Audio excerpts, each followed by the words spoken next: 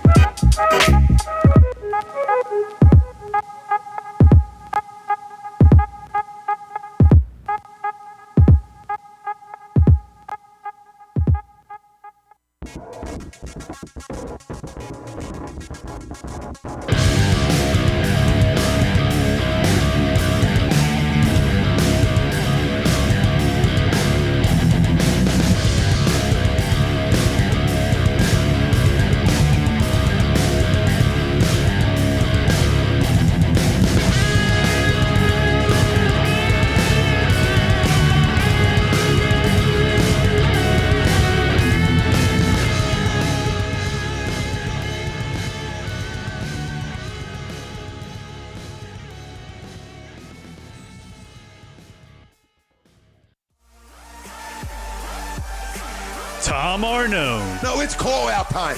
Brian Wilson. You died for that football. Nick Delgazzo. It's going to be a battle. You're listening to Agree to Disagree, only on A2DRadio.com.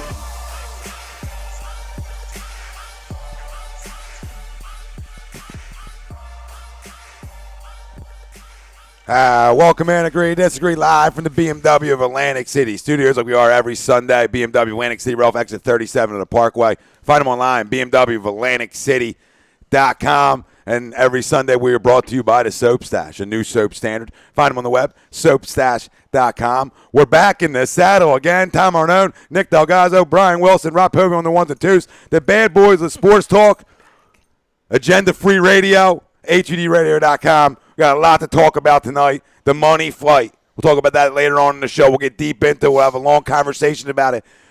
And just talk about things, right? Was Conor better than expectations last night?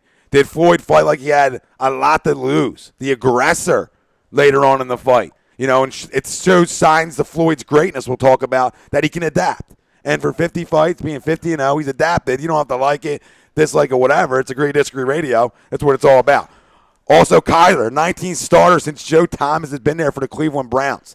Also, Spencer Ware out for the year. We'll talk about that later on. Best young QBs in football. MLB playoff push.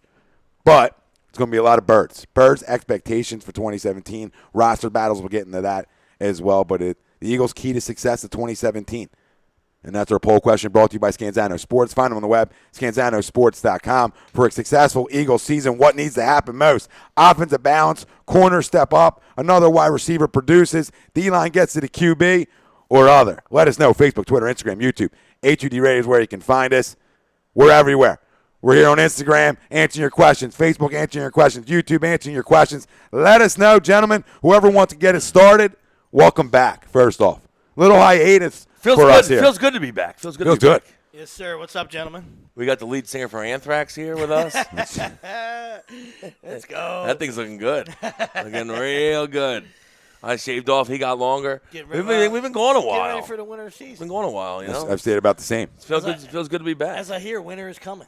It's a big thing. Oh, it's here. Yeah, it's a big thing. Winter's here. Winter is here. It's a big thing. It's not my scene, but I hear that's a big thing. It should be your scene. 9 o'clock. 9 o'clock's going to be a lot of people's scenes tonight. Should be your scene. I mean, I'm just going. It's like the best show of all time. It's a great show. It's not even a joke. It's a great show. It's like the best show of all time. It's a great show. There's no I'm not going to denying include comedies in that, but it's like the best show of all time, non-comedy.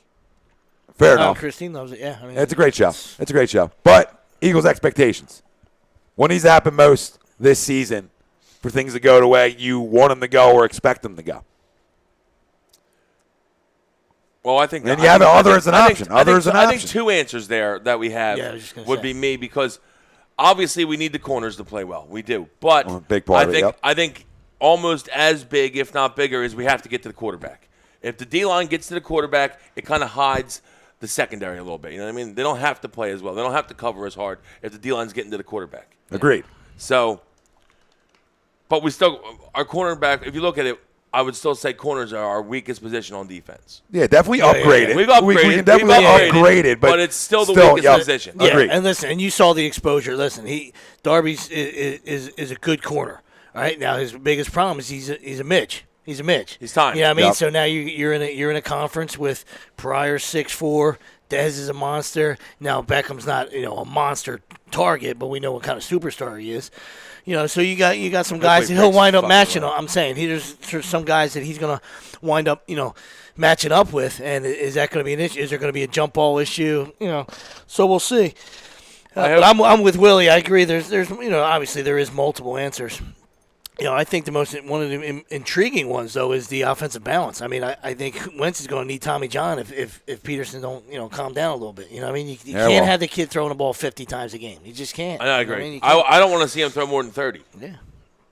So, teams that throw more than 30 usually don't win. I mean, obviously, there's games where you have to. I mean, 35-40. 35-40 is okay. Brady's the greatest quarterback of all time. Yeah, they're different. 35-40 is okay in terms of him throwing the football. I'm okay. 30 to 40. It depends the kind of game you're in, too. Sometimes you're getting shootouts. Guys got to throw 40 times. I understand that. I'm talking about averaging out to about 35 a game. I'm okay with. If you're setting your game up, or your game now you're going to change the whole league. Now you're going to change the whole league, though. Not change the whole league slings it, though. The whole league throws the ball 40 times. The whole league can sling all they fucking want. We're trying to have a lead and run the ball. I understand you want to lead and run the ball, but you're still going to probably end up throwing it 35 times a game, even with a lead running the ball later on in games. You are. You're in the West Coast offense, Wills. It's you know what way it's set up. You know the way it works. Our best offensive weapons are guys that we throw to. So, I mean, we were going to throw the ball. Yeah, I mean, that's why you brought these guys in, and that's why you went up to number 2 to go get your franchise quarterback. I mean, the best in the league sling it. I mean, the best in the league throw the football around. I'm not saying 50 times a game for a young quarterback is right. I'm just saying now he's in his second year. He threw a lot last year, which I was good with. You know why? Because put him in every goddamn spot he can be in. Put him in every spot. 4th and 1s, you go for it. Going for 2 to win it in Baltimore. Put him in every spot. Because you weren't going to the playoffs last year anyway. So put him in every goddamn spot you can put him in. So he's now coming in the year 2. Oh, I've been in this road. I've been in this spot. And guess what? Confidence. 3 weeks in, we thought we were going to the playoffs. Well, we did. But I'm saying, to Doug's credit, he put him in a lot of tough spots last year. So now that you're not, you get the training wheels off early. Yeah, of course. And I like that. But to your point, does he need to throw the ball 50 times a game? No. Of course not. And I think a good number is around 35. You got to be able to run the good football. Average. You got to be able to run the football in this league to win. I don't care what anybody says, like Willie said, yeah, we understand that Brady's an anomaly. He's the greatest, but still, they ran the football. They had a great balance, and you see the opposite end of that. If Shanahan wasn't a loser and he just runs the football, they win the Super Bowl. They win the Super Bowl. You know what I mean? So you understand that, how important it is. But, yeah, there's other issues on there, and I agree. And I think that's why the guy wants here, too, is for, with the lead. He should punish you. Games with the lead, a punisher, a downhill guy, a guy who wears you out in the last 4 or 5 minutes of a football game when you're already tired. I mean, that's a big part of why he's here. He's not here to run stretch plays and even plays though to we the keep giving outside. him fucking stretch But guess plays what? You're not going to season. show nothing. You're not going to show. You're going to get cute and do things because it doesn't matter. At the end of the day, hold on, we've been so – we want to watch it and take so much out of it, right? But at the end of the day, if we've learned anything here in the city of Philadelphia from preseason football, it means absolutely nothing. No, there are some things that mean something. Like Derek Barnett can flat out get to the quarterback. That means something when you look at individual players and what they can do. Okay. His pass rush skills are really good for a young guy. I've watched him a lot. He's got a high motor. Real high motor. Real high motor. And I don't give a shit who get after. I don't give a shit who's in front of him. Yeah, exactly. I mean, that's a great point. Yeah, guy's always going at it. He's getting after. He puts his hand in the ground, and it shows. There's a lot of promise there. I like it. So it doesn't matter who he's going against. Yeah, there is, and that's exciting. That's what makes me think. He's got to start opening day. I mean, Vinny Curry is a good backup, and you're talking about cutting him in the contract. I think it's the worst contract in Eagles history. We'll get to that. Yeah, save it for a second. I got worst some comments. Contract in Eagles history. Ray Luca. Okay, guys, what do you think about the trade this morning? And it was a little one. Yeah, it was what Terrence Brooks. The Terrence Brooks for a corner to the Jets for another guy. It's a backup. It's depth. It's yeah, depth at our worst defensive position. It's nothing that's going to win you anything. Yeah. It just makes you a little deeper. Yeah, it's the worst position. Deeper. Yeah, and that's maybe, what you need to be. And maybe he's a good special teams guy. Usually to be a fifth, sixth corner, you got to be a good special teams guy. Yeah, and that's fine, and that's something we take a lot of pride in here. And you know what? We actually haven't looked the games. We haven't looked that great on special teams in preseason like we normally do. So maybe it's a guy that helps. Spice things up. Put some pressure on guys. Joe D's not happy. No, he hasn't been happy. Our gunners haven't been getting down there. We're getting owned. Well, this is what this trade's about. The penalty brought another one back, but they should have gave up two this preseason. Yeah, and that's what this trade's about. Just special teams. Likely, a gunner. Sean Spielman, McGregor, you fook. Go get your shine box and seriously the money team. Terrible. He's a Giants fan. We don't talk to you Giant after fan January. and Mayweather fan. Jesus. Turn it off, Sean. Hit the woman. Turn it off. Let's go.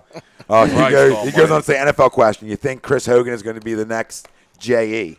I will tell you this. If you haven't done a fantasy draft yet, I would bump Hogan and Cooks both up the board. Mm-hmm. Hogan for sure. Cooks also for sure. Especially if Gronk gets hurt like he always does. Yeah. Someone's catching the ball. Yeah. I bump Amendola too, but he's more, I think, the third. Yeah, that's fine. Because there's balls that are going to be out there. Yeah. Plus Rex Burkhead. Watch out. That's your guy. I like that Rex. Chris Kelly. Good afternoon, gents. What up, Chris?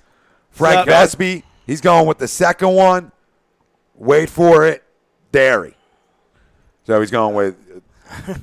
What was the second one on the list? No, the secondary. That's what he's going. Oh, the second. Come on, Dave. A lot going on here. Get cute. Tower, TK Kenny. Tom's lactose intolerant. All right. Yeah. Wendell Smallwood needs to step up. I mean, I think he's going to be our starter. Yeah, I mean, he needs to step up. But he's been. But listen, Tower, he's been out. He's been hurt. You know what I mean? He can't step up when he's not playing. I thought he ran well on Thursday. I thought he did too. Spiel went back again. Andrew Luck threw the ball a ton at the beginning of his career. Shoulder shot. Wentz need to throw the ball 30, 35 times a game. Anyone that, and he said it should be in the game plan that way. So I totally agree. I agree. I think we're 30. talking 35. 30. 35 is fine. Sean Halleck, Sr., with the Foles elbow soreness still being an issue, do you think the Eagles need to take a look at possibly signing? No. Colin Kaepernick. No. Listen, I didn't even let you finish. It ain't about Kaepernick. If our starter goes down, which is Carson Wentz, the season's over anyway. I don't care who the hell your backup is. I don't even care who my backup is. You might as well You might as well let Matty spin it. I would sign Tom before I signed Colin Kaepernick, and I'd never sign Tom. Okay, so we can just there you go. Leave that. Greg Mwakovic. Welcome back, boys. Greggy. D-line the key. They'd allow the corners to cover, hopefully not for too long, which seems to be the issue. Can't cover 5, 6, 7 seconds absolutely with these corners. Nobody can. Absolutely. Great. Nobody in the league can. Yeah, absolutely. Big part of it. Not even the island when it was at its full capacity. You have to get to the quarterback, and I think. But that's my one, right? That'd be like my one, but also my 1A is I would go with other, and I would say Carson. The Carson getting better. Carson taking another step forward. Staying healthy. Right? Of course that, but taking a step forward. He took some hits in becoming more and more and more of the franchise quarterback that he gave up a lot to go get. Well, and he's going to do that. I know he's going to do it, but I'm saying that's what E is to me. He's Carson. He's the whole. I don't want to say the X factor, but the X factor. The better he gets, the better a football team this is, real quick. It's more for sure. Yes, and in maturity and understanding. What to do in this league. He throws the tip pick the other day, and he's the first guy trying to make a tackle. Like, what are you doing? Get out of there. And I understand you're a tough guy from North Dakota, and we love that. In the Redskins game, I'm fine with that. In the Dolphins preseason game, take a knee. Yeah, we love that. Take a knee. You got to, of course, you're not just going to let a guy take a pick six back on you during a regular season. I get that. But, we're talking about preseason. He's diving at legs. Like, you got to just – you got to rein it in a little bit, If we're scrambling, we're getting down. We're not taking hits. You're not taking extra hits. Well, guess what? You know what? I said this on the rundown with Zach and the guys, and I think I said it Wednesday with Mike and Greg. But if I compare him to any quarterback in the league, like what do I look at Carson Wentz? And from the first throw I saw him in the first preseason game, it was the rollout, it was extending play, and it was a throw on the run. But the throw on the run had that zip. That only one guy in the league who throws on the run has that kind of zip, and that's Rodgers. And I look at the way he moves in the pocket, the way he extends plays. I'm just looking to compare him to one guy. His skill set more and more in the pocket reminds me of Rodgers. This is to be able to move, to shake, right? Not needing to run a 4.2 40, but just to be able to the ability to move and slide in the pocket and throw on the run. It's got a little Rodgers in him. You can't deny that. I think there's another guy that he's a lot more like. I hope he's better than this guy, but this guy's really good too. Who? Is Matt Stafford? I think I'm okay with that one too. They look a lot alike. I'm okay with that one. But that one throw on the run just reminded me of Rodgers. The way he came out, it was zip because he threw from one hash all the way across field and then out to the other. Boom. Stafford can spin it with anybody in the league. He just Wentz is more elusive. It's tough to get that dude on the ground. It is. I like the dip move he pulls. Yeah, that's what I'm saying. He pulls that dip move real nice. Goes real low. Yeah, real low. Makes guys go over him. Where we go? Got some more. Cameron Wake look silly. That's tough to make Cameron Wake look silly. Rob, I'll answer yours in a minute. Sean Halleck, again, how long do you guys think Carson, the first team offense, played this week against Jets? None. 0. Because the third, this last game. How long did they play? The NFL is taking. They don't play at all. The NFL has taken such precautions. Teams are. This last game, the Dolphins game, everybody in the past. That's usually the dress rehearsal. Everybody used to play into the third quarter. He played one quarter. Well, Cutler played one quarter. Guys that are injury prone. I think it was a lot. I think it was a lot to do with the fact that a lot of possessions. But Miami was there and they practiced against them Monday and Tuesday. I think it had a lot to do with it. Yeah, we seen it. We had a good practice already. We got a quarter in. We're done. We seen enough. And both teams had scored 2 touchdowns, so it was like, all right, we're done. Yeah, no. But I think that had a lot to do with it. And listen, Listen, I would much rather go into the season healthy. I don't care. They can play hardly any snaps. I don't care. I don't want to be hurt. Like, if we were the Patriots right now and we just lost our best receiver, I'm fucking pissed. Yeah, you don't take chances. It means nothing. You're getting your work in in practice. You get a little bit under the lights. You get your little game action in, and you're ready to go. Now that you know what I mean? And you're ready to go. I mean, obviously Edelman was non-contact, and that can happen at any time. Of course, but it's just. I'll take the non-contact I just don't like it. Because the non-contacts are going to happen, right? I mean, we can agree on that, but the ones that you can avoid. The Odell, which could have been serious for the Giants, I wish it was. Oh, of course. Oh, absolutely. Of course. Sean Howard. I hope he dances right into an age tree. Ray Luca. Darren Sproles will be a factor. We can't forget him. We didn't show our hand during the preseason, of course. I don't think they kept him on ice the entire preseason, which is fine. He's an older guy. He was McGregor on ice in the corner last night, really, getting ice down all preseason. I'm fine with that. I'm fine He's with an older guy. Sean Halleck, do you think we will see Sidney Jones by midseason? No, I don't think so either. I would hope to, but I think by all the moves that were made, okay, corner-wise, Darby in particular, was all you need to know that, hey, he's not going to be ready midseason. Don't rush the kid. Yeah, let him have the full year. Listen, that injury,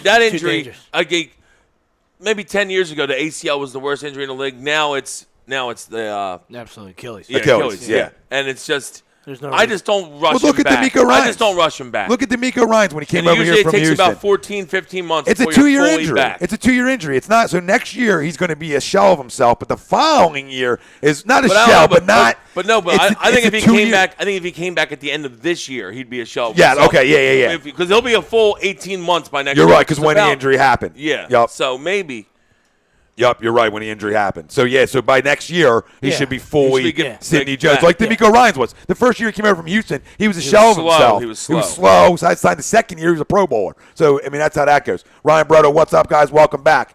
Who is going to have more of an impact on this year's team? Alshon, Blunt, or Darby? Alshon. Yeah. I mean, we need Darby to play well, too. We need Oldham to play well, but Alshon's the guy. Absolutely. There's your red zone. You saw it the other night. There's your red zone guy, got into the 18, bada bing, bada boom, touchdown. Yeah, bada bing, bada boom. That's your red zone guy. And, like Willie's touched on before, a 1,500-yard guy. I mean, come on. When he's healthy, we know who he is. We need 1,300 out of him. Yeah. We need it. 1,400 if he's healthy, yeah. Absolutely. 14, 16. Kevin Walsh chiming in. 18. Tommy, what's up, Kev? Lenny Robinson, they're back. What's up, fellas? What up, Len? Leonard. Winter's here. L-Rock. Kevin Walsh, Carson Wentz, over under 25 TD passes. Yep. Over. We're throwing the ball. Can we go together? Over? Get in here. Get in. We're going over. Over 25. Let's go. So he's going to throw 22 now. No, but I think we're going to throw the ball too much. We got too many receiving options this year for him to have under 25, really. No. Unless he's hurt, which God forbid if that happens, Well, then it's all. We'll go to sleep. We'll hibernate like bears the rest of the year. I don't want to watch. You won't see us for a month again. Yeah, I would literally shut it down. I'll shut the whole goddamn station down. I don't want to talk sports, see sports, be around sports, nothing. Especially if Dallas is playing well. Lenny Robinson, Kendricks needs to play more this year. Don't you dare. Kendricks needs to play more this year. Well, I'll tell you what, the way he's looking in the preseason. He's playing well. Hey, we always said, maybe you light a little fire in his ass and he gets fucking going, Because we always thought he had talent, but he's just been kind of he has been dogging it, but he's been kind of muddling around the last 2 years. Well, maybe something had to do when he spoke to Howie about a possible trade, right? And Howie's response is we don't trade young talented guys like yourself. You know what I mean? We're just not in the business of that. And maybe that one put a fire under his ass, but maybe he went out with a little confidence. Then maybe I'm valued. You know what I mean? Hey, you never know the mental side that can help a guy get going. You know what I mean? I'm not saying that's the reason. I'm just looking for anything he looked like he has a little spark. He did. He looks got a little juice going. Let's see what happens. Let's see what happens when the lights turn on. But yeah, absolutely. Patrick Creek says Kendricks will be traded by midseason. I don't agree with that. Not by midseason. If you're going to trade, before or after. Before or after. Sean Halleck, who makes the roster? Corey Clemens, Byron Marshall, or Donnell Pumphrey? If you had a gun to my head, I would say Corey Clemens out of them three. If you had a gun, I think you don't draft Pumphrey and not keep him. So you're right. That's exactly where I'm going. No, you're right. Clement's been awesome, and he's a tough dude. All right, but they drafted Pumphrey too high. He's the Sproles replacement. You know what I mean? They're grooming him to be Sproles. I agree with that. I think Clement has a chance. But the problem is he's not an elite special teams player, which also hurts him. But I also don't think if they cut him that he'll clear waivers and get to the practice squad, which is what they would want to do. Yeah. So they might keep him because of that. Byron Marshall's gone. I don't know. It's going to be tough. It's like, do they decide to keep Clement and Pumphrey, or are they going to cut one? If they're cutting one, it's going to be Clement. Well, one's going to. I know Clement's played well. He's from Glasgow. Listen, Everybody loves it. one's getting held. One's getting held. One's going to attempt to get held on the practice squad. And the one you have a better chance to is Clement. That's going to be Clement. It's going to be Clement. Yeah, you don't have. I mean, you're not going to put Pumphrey. He's not going to stay because he was a guy who was drafted and blah blah blah. So he's probably not going to stay on a practice squad. Corey, you got a chance to hide him there. You got a chance to. I still think he might get picked up. I still think he gets picked up. But no, out of the two, who do you have a better chance? Yeah, that's what I said. Yeah, So, an undrafted guy, a free agent, of course. But the guy's played great in the preseason. So he's ran doesn't hard. matter if it's And Lenny- against the 4s or 3s, but he still played great. And So Lenny said the that's same all thing. the tape that these guys have to watch. When they're looking up on the scrap heap to pick guys up, that's the only tape they have is what he's done. So Yeah, and if it's good It's been tape, it's good great. tape. Yeah, exactly. But Lenny said the hard. same thing. You got a better chance of hiding, Lenny Robinson, you got a better chance of hiding Clement than you do Pumphrey. So you see Ray Luca Marshall going, yeah, and he might even be a guy they try to hide on the practice. They might. Patrick Cree, there are talks by reporters that Pumphrey will be a red shirt and Clement make the team. Ray Luca will I don't not. listen to reporters because they're retarded. I love it. They are. Mac Hollins start also. We'll get to that one too. But Mac Hollins won't start, but Mac Hollins is going to be He's gonna play, yeah. He's going to be a decently big piece in this offense. I would expect a lot of 4 wides with him on the field because he can play a little bit. This is a great one. This is a great one. Tom Dickinson. Pumphrey could get a sudden injury and end up on IR red shirt. I'm okay with that. That could be. I like that move. When you're in Yeah, a little that's logjam. Hopefully, he drops next preseason game. Well, that's the only thing. That's the only thing you can do because this isn't college. Yeah, it's like just No take a hit redshirt, and fall but and stay. Yeah, and just stay down. you And can we'll come up with You something. can come up with some kind of injury. That's the only Yeah. thing you can. We'll get our docs over real quick. Strained labia. Yeah. PUP. Pop. Pop him up. Strain labor. Yeah, but that's a good one. I mean, you can see that happen real easy. Something, yeah. I think. I just think that. Well, also, we haven't seen Sproles, and I know that they were talking about how they had a package with Pumphrey and Sproles both in the game. So that's a little. I mean, they're both quick. That could open some things up because Pumphrey hasn't really had much running room so far. Also, we haven't used him probably the way we would use him. He's kind of ran the ball in the tackles like Clement has, and he hasn't had as much success, which you would expect because he's tiny. Yeah. So I don't know.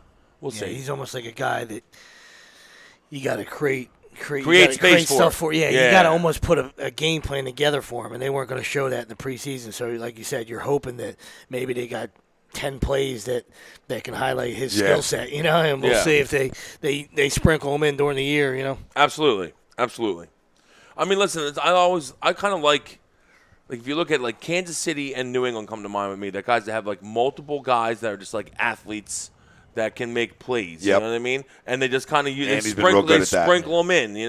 New England's got it. They always got it. And KC has it. KC has like D'Anthony Thomas, Tyreek Hill. They have like 27 guys. Bunch of these guys. They'll throw a ball to 9 guys a game, like Andy used to do with Philly. Just to try to see if one of them can make a play. Yeah. So, yeah, I mean, I don't think it's a bad problem to have. Yeah.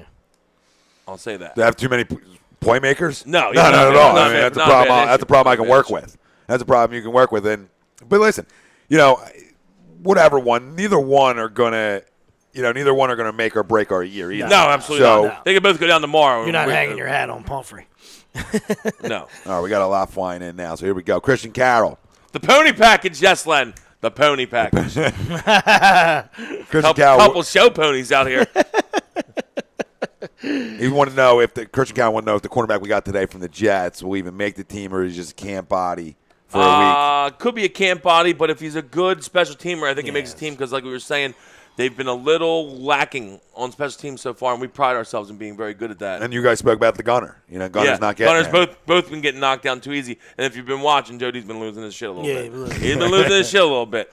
Sean Halleck. Do we keep Jalen Mills at the number 2 corner, the Darby? Do we cut Patrick Robinson or Ron Books and move Corey Graham to the number 2 corner? No.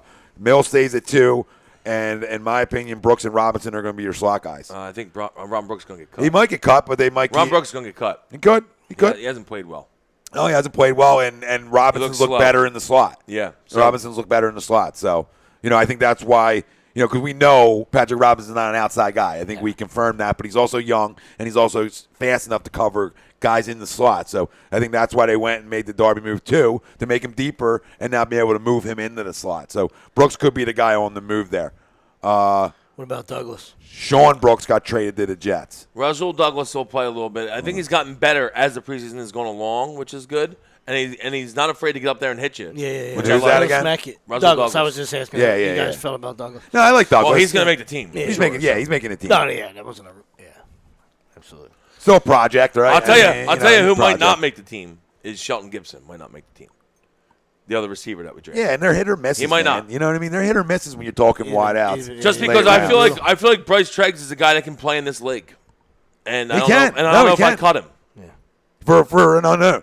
For a guy that's a 5th-round pick that hasn't shown shit. Yeah, you don't know not Noah Fifth. I mean, you don't know not Noah Fifth in this league, in my opinion. You know what I mean? I know how valued draft picks are, and when all the picks happen, the Eagles Nation comes flying out, loving this 6th-round pick, loving this guy because we watched some tape. At the end of the day, yo shit after the 3rd round, the guys. Okay, really. After the 3rd round, it's hit or misses all the way through. You're hoping, you're reaching, you're taking chances. That's all it is, and you hope you land a couple of them. But the crux, Matt Collins looks good, the meat and goddamn potatoes of the draft is 1 through 3. They're the ones you got to hit on. And you better hit on a lot. Even 4. No, I'll give a little 4. 1 through 3 for sure. I'll give a little 4. I have no issue there. But 5, 6, 7 I think shit. the 3rd round is the biggest round of the draft because you can find a stud in the 3rd round if you do your due diligence and do your homework. When properly. ESPN hits day 3 of that, it don't matter.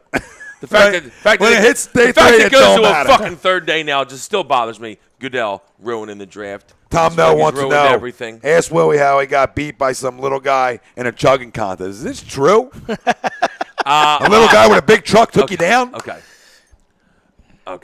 Does that happen? I'm asking. I'm trying to Wow, think sounds like it did. I'm trying to think of how I'm going to word this. Man, you were backpedaling like Floyd used to. I want to think. Not like last night. Connor backpedaled last night. Well, I want to think how I'm going to word this right now. But I was in a beer Olympics yesterday, and I felt like I performed admirably. My team did not. I chugged 2 of the 5 during the chug race, okay? And I felt like I did a pretty good job. We did lose to a team comprised of tiny fellas. I'm going to get politically correct here. I mean, gay Asians. Oh. I mean, I'm not like saying, they were Asian. They were homosexual Asian guys. Yeah. And they smoked us in a chugging contest. It was actually, I was like, Jesus Christ. It wasn't even that close, really. And then they smoked us in flip cup. Their team basically eliminated us from the Olympics. Where was this at? That's fantastic. I don't know. Haddon Heights. Wow. I got called to join, and shit, yeah. I felt like I played pretty well. So you got called in and you didn't produce? I played good in beer pong. You got called in and didn't produce? I'm not a flip cup player. I don't play flip cup. Yeah. I'm not a 16-year-old girl who plays flip cup. I know, but people called you in for backup. If they were like if they had like some cornhole or calling you in for backup, washers, dude. I'm coming out. Yeah, they're still calling a kid in for backup, then turn down the opportunity. Beer pong, I was playing great. Oh yeah, kid was hot. Yeah, I was dominating Shaw at his bachelor party. He was getting upset. You know, Shaw gets upset. Dominating him. Or the last man standing. Last man standing, he wins that. Well, I also Hey, last man standing, he wins that. He wins too. Where's my car too? After the championship, a lot of teams left. I was drinking from a pitcher at that point. Yeah. So. We know your MO. That's awesome. Sean Howard, this is a great one. Derek Barnett, we were talking about this earlier. Derek Barnett, does he start or get rotated in? I believe he's got to be your starter, man. I believe he's drafted Derek Barnett's starting. He's get drafted to start. You draft that high, start him. We do rotate, so they'll be rotating in and out. But Derek Barnett starts, and Vinny Carey should be cut, in my opinion. I just don't. I know you hate the contract. I don't like Vinny Carey. I think his contract is the worst contract in the Eagles' history. He gets a sack and a fumble. Stinks. I don't give a shit. He can have 3 stacks in the Week 4 game. He stinks. Yeah, listen. Vinny Carey fucking stinks. Well, listen. Let's be real about it. This is the worldwide leader, real talk, and the guy has not lived up to expectations. He has not lived up to that contract. Not expectations. Screw expectations. He hasn't lived up to the contract. He hasn't lived up to the money I get paid at UPS. Well, that's enough. That's a story for a different day. We don't know your finances, Daddy, but at the end of the day, we do know his. And his finances, well, whatever I want to say to you. Right? Just like I'll headbutt you right in the head too. If you don't want to wanna get do that. cute, I didn't think we were arguing about it. I thought we were on the same You won't page. get beat up on but three now different platforms? But now we're on. Well, your head's gonna go right into that one, so there's one down for you. That's not gonna happen. Well, that's definitely gonna happen. All right, write that down. You got a Remember journal. Remember that? You got little notes remember that, in remember your that Aaron iPhone? Judge bobblehead? Remember having that thing? Oh, stop it. The guy was this big. You didn't take that big. You didn't take that, Judge. I will Always give done you a it to chance. 30 though. homers I will since. give you a chance. I would. You and the Big D's. I'll both give you guys a chance to be able to take out Judge. The only two guys I know that I He can looks a sound little friends weak. with. Chipped his tooth in the celebration. Looks weak. Yeah, soft. I'm going to take it down. Soft. But no, I love. I like Derek Barnett a lot. I think he can flat out get to the QB. Right. I think you've seen that High early motor. on. High motor's a great word. Vinny Carey, like I was saying, has not lived up to the contract. The money that was given to him, he's not lived up to it. He's I been just think he's not good. non-existent last year. He was non-existent last year. Yeah. Vinny Carey was non-existent last year. Yeah. Ray Luca, my wife and I love you guys. Great show. Because there's a Thanks, difference. Ray. Appreciate it. You know what I mean? There's a difference between, a guy a big contract guy that doesn't live up to it in the eyes of the fans, or is there a guy that just can't play? And I think, Curry has been horseshit. He can't play. And my example, the only reason I'm bringing this up is like Pat Burrell. Pat Burrell was hated, I'm saying, by most because of the huge contract early on, all right? And then he was a 30 and 100 guy, and you'll take that any day. Philly fans would love for Pat Burrell to be back. But when he hit 220 and he's making all that money and he was, The babe. you know what I mean? So it was that, that's where that, hatred came from. You know what I mean? Not us. You got preach. No, Yeah, but that's what I I said. love though. me Money some always. Pat Burrell, Listen, okay? money and production is going to be, numero uno on what people get upset about. You know my it's thoughts the on first that. thing. Yeah. It's the first thing. Money, production, money, production, money, production. You Production, ain't money. paying them. So, Yeah. but that's Who what cares? people get. Same I with Iggy don't. Iggy I don't care Iggy about dollars and Yeah. cents. You've heard me say it a million times. Sixers paid Iggy Plus- all that money. He just wasn't the guy. Wasn't a star. Yeah. But I've never been a guy like, I don't care how much a guy makes. I care about production. Yeah, I don't yeah. care about dollars and cents because I'm Well, not running that part of it. Yeah. We're in a top 5 market, so I can automatically take away in every sport. I can say, I don't care about money. I don't care one bit. You know what I mean? Now, if I'll I was in, pay him $700 if I was million, in I don't Tampa, I'm caring about dollars and cents then, right? But I'm not in the market to care about I still dollars don't and care cents. about it, but In any way. I hear you, though. Sean Howard, this is one we were going to get into. Players are bust for the Eagles this year. Your predictions? Oh, I think it is for Howie Roseman. No, I sure as hell do. I think this division, you have a chance to win this division. I think it's a very tough division, but we do have a shot to win it. Yeah. I think all 4 teams are good. I think if you and know what else is crazy is I think the second toughest division is who we all play, which is the AFC West, in my opinion. All 4 teams are good in both those divisions, and shit. I mean, I think 9 wins. They got 10 wins could theoretically win this division, and I think that we could get 10 wins. So it's right there for the taking. I mean, we're going to have to play well, But it's a very good question because win close games. all the offensive pieces are there. Yep. It seems like, once again, on paper, that he's done his job. Like, the biggest weakness was corner. When traded Matthews for Darby. Not saying he's Darrell Revis, but he's made it. He's put his best foot forward. Now let's see if Jim Schwartz can. He's got a ton of pieces. Now he's on the hot seat in my eyes. Jimmy? I mean, yeah. Jimmy? Absolutely. Yeah. Got to get to the quarterback. Yeah. Front 7 looks like it's really good. Well, there's a guy in the middle that I'm not taking a shot at because I love the Fletcher guy. and Timmy Jernigan need to go. Okay, Fletcher. You know what I mean? Fletcher will be fine. No, I'm not saying he's not. The last time we were on, you got upset with me about this too. I'm not saying he's not going to be fine.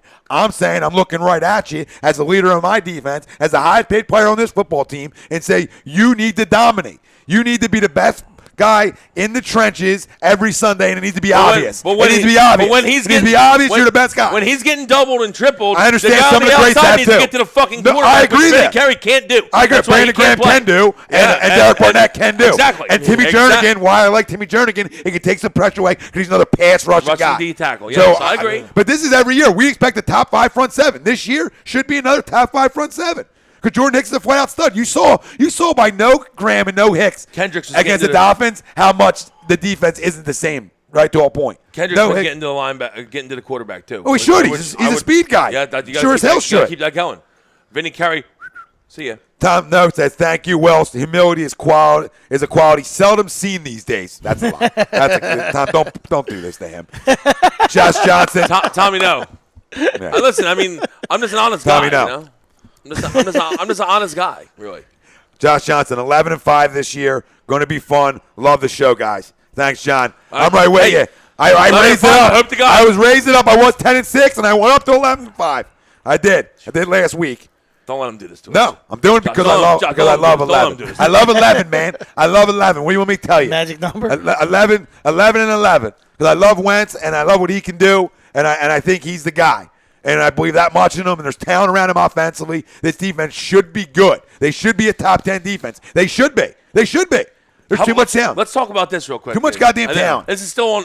We're still on Patriot, but so Lane Johnson this week, love doing a little talking. Love it. What are your Stay on thoughts the field, on it? too. I mean, as long as he's not doing roids and he's on the field because he's a really good right tackle, I love it. Oh, I love it. I like it too. I love it. Or left tackle. Swag, Daddy. Swag. I want a lot of it. I love the fact that he said we're going down to Washington and I'm going to put a whipping on him. I love that. Yeah.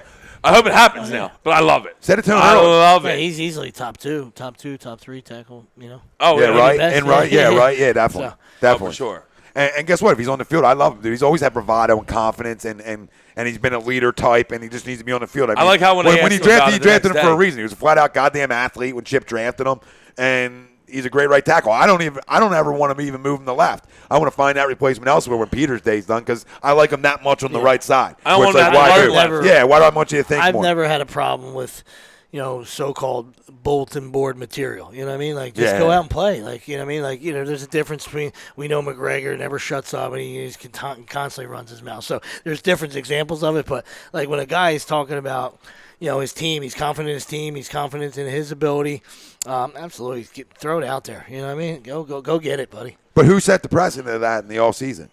One Doug Peterson, and we laughed about it, but there's truth to what he said because all he was doing was trying to give this team confidence. The young football team, some vets are on the team, yeah, but for a young core, he's giving them confidence in terms of, hey, I believe in you guys talent-wise, right? And we laughed about it, Well, but it's funny. But the mental side of it, because I'm thinking, you have confidence in your team, and you should, and you should support your team. But it should, but Brett Favre was the best at the time, and Reggie White was. I get it. I get that it's he's reaching for the stars here. I understand that side of it. But I think we all fall into the trap that sometimes we take these guys as like it's a video game sometimes. And they're not real players. You know what I mean? In all sports, like, it was a little nick. Little injury, you know what I mean? You should come play. We always look at it like they're above everything else, like normal human They beings. should be. But mentally though, sleep in but it's a hyperbaric mental. fucking chambers. Come on, professional sports is all mental. And when you can give your guys a pat on the ass and give them a little extra confidence and let it trickle through the locker room that we're going to be a confident group of guys, that translates somewhere. If you're not confident, translates. confident in your Oh, my fucking God, you ability, can take and a you're shot not at a that. professional sports I mean, person, there's then truth get to cut. it. There's Then truth be to cut. it. Okay? It's a They're violent, 53 fucking savage guys. sport. It's a violent, savage sport. I don't know how much mental side there is to it. Now, I know some of the skill positions that we're talking about, but it's a savage, violent sport. No, I understand that, but when you can gain There's a mental side confidence to in being a some savage sports. and violent, when you can have confidence in being a savage and being violent, I'm not saying what he said was right. But that's I'm swagger. saying it's just That's swag. Yeah, but but that whole demeanor helps guys play on Sunday. Having swag, having confidence, all plays a part in it. I'm not saying that that's the reason. Lane's always If you're had not confident and ready to go, then you better check your pulse, Tommy. Of course, that's my check your saying. pulse. Don't you dare You better check steal your it. pulse. Don't you dare steal what I used to tell Flacco in the huddle. That Don't goes- you steal what I used to tell Flacco in the huddle. That goes with being any athlete. No, from agreed. the high school level, from 10 years old on. As soon as you take the field, you should have that competitive fire and that spirit and that passion. You know what I mean? And the pride gene. The pride gene should always, if you don't have that, then, then pack it in. No, listen, all that's spot on, but it's like certain things I say. Pack it up, pack it in. Certain things I say around me you, begin. too, just draws more out for some reason. Would you stop? It's just certain things I Well, say. I said there's it's confidence. It was just a Absolutely. point. It's all we're Nobody having said a it was a conversation. bad It's point. We're having a because when conversation. We can have a Doug said that, conversation. I thought he was pushing carts to the fucking Acme. That's why. Okay. Jesus Christ. All right, we got more coming in. He was wandering around in a robe. John Johnson, going to show the Skins what everyone needs to see. Can't wait for your show after the game. Watch the bandwagon jumpers after the game. You know they'll be jumping on after we go down and roll some Skin them heads skins. in D.C. Paul Cantinas, have tickets to the New Year's game with the Cowgirls. What do you think? Roll job! Roll. Hopefully it's Job. for a division. Remember the last time that we played them for a division, last game of the season. Roll job. Roll job. Thank you, Brandon Boykin. Old half shirt will be back by then. Yeah. if you don't get handsy again. Who knows? We're going to start sending girls to his room. Yeah. Old Harry Midriff, he'll be back by then. We'll do with the old The fucking half-shirt Ewok. Somebody we'll do go what over Red there. Outback used to do back in the day, like this, like he used to turn off, hotel air conditioners and stuff Oh, like yeah, that, and set off fire alarms and fire sprinklers and all that shit. Well, we should just do that with Zeke though, but just send women to his room. Put this camera right on your nipple. With some sass. The nipple camera. With some sass. We're not sending a sweetheart to the room. She's coming in. Not here for sex. I'm here for sass. Sass.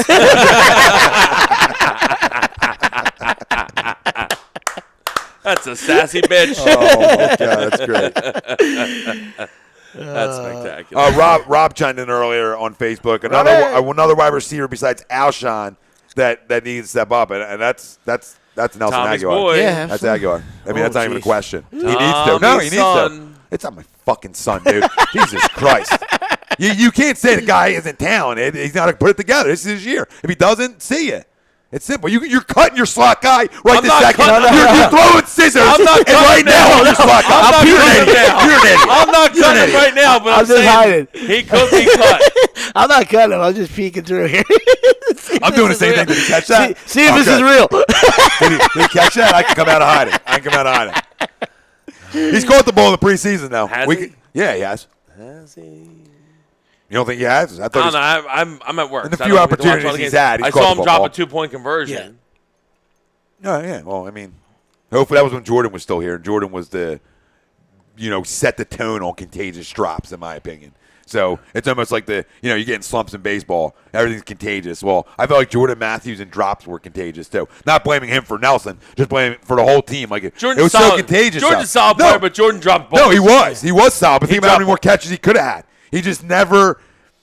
He never put that mental side of finishing together completely. It just was like he's so close, and it was just like and I think that's contagious. So the drops, the drops sprinkled all around. Now you got guys who don't drop. Torrey don't drop, and Alshon's not known for drops. Those guys not known for drops. Yeah, I always felt Jordan was unsure of his job description. Yeah. You're a wideout, bro. Catch the ball. Yeah, catch the ball. You talk to your uncle, Jerry? so. I mean, if you and Uncle Jerry talked about some goddamn stick-em, I mean, something. Jerry's out there catching balls at 48, running routes better than you. Let's go. But no, I mean, I like Jordan. He was a hard worker. He just couldn't put together the drops. And I think that was good to change over the whole wide receiving core the way we did. Yeah, he's not a number one, though. So it No, would he's have been not. interesting to see He him was going play to in the want slot. more money. It wouldn't be. Yeah, exactly. Yeah, but who's going to be better in the slot? A guy who's a better route runner and faster, or a guy who's bigger and stronger? You know what I mean? I'm looking for the speed guy. And I'm not saying Nelson's the answer. I'm just looking more for a guy who's quicker in and out of routes because I want you to be able to expose guys in the slot. Well, It's usually the third corner or fourth corner covered him. Yeah. So, yeah. Expose him. Expose him. You would like a guy that's quicker and faster. Yeah, of course. I kind of feel like the reason I'm most okay with Jordan being traded is that we need the corner, and I think it's Ertz's year to shine. I really do. I think Zach Ertz has a big year. Yeah, some mismatches, absolutely. Yeah, and he's a. I mean, He let's can't not. he can't block. Let's So, not fool ourselves. He's not out there as a blocking Yeah, tight end. he's, He's a fucking catch. He's yeah, a wide yeah. receiver I was that just gonna plays say. tight end. I was just He's gonna got say. hands and he catches the ball. That's what he does. Yeah. We won't see him until week 15, 16. Well, I but hope we see him week 1. no, I've I always. think he's going to have a good year. I mean, really listen, do. from the second he was drafted, I loved it, and I love what Chippy. We were talking about Zach Ertz back then. He was big guys beat up on small guys. He's a big physical tight end. Long, athletic, blah blah blah. But Can't block. Can't block, but you don't need him to block. No. Look, he's a guy. He's going to catch. Brent Selk blocks. He should catch 60 balls in this offense. You throw Easy. one ball to Brent Selk a game to keep him happy. Yeah. Keep Well, blocking. Keep blocking, Brent. Wentz does like getting him the football too, Ertz. When you talk about Ertz, Wentz, Absolutely. They do have a good connection. That's his security blanket. But I think that the relationship we're going to see this year grow is the Nelson, because it has to, because you need that connection with your slot guy. Your slot guy's so important to the teams that score a lot of points. That slot guy's important because, like you said, take advantage of that third, fourth corner. Take advantage of that guy. He's going to have a big year. He needs to have a big year. He has to help this offense. It's all got to be a group of guys, man. Alshon's got to do his thing, but Nelson's got to do his thing. He's got to have a better year. Well, yeah, For this football team. I'm not saying for he can't play fucking worse than he's played. So No, he can't. That's all. All right, so we got a couple more coming in. Terrell Everett says Giants D the best, I think, in the division. Their offensive line is also the worst. Yeah, and Eli will probably throw 25 picks. But I do agree that their defense is probably the best in the division. Yep, I can agree on that. That's real talk. Sean Halleck, I know it's too early to say, but if you had to pick, if you had to pick right now, who do you going with to win the Super Bowl? Huh. That's New England? Yeah. No, I'm actually going to say Atlanta. It's early. You're going to go Atlanta. I'm going to go Atlanta because I just think. I mean, it's August. August. I don't know. It's tough, though, for the Falcons because, every year the team that loses in the Super Bowl, and most of them don't even lose the way that they lost, have a hangover. So, but I just think the Falcons are really good. I think Matt Ryan's really good. And I think Julio's outstanding.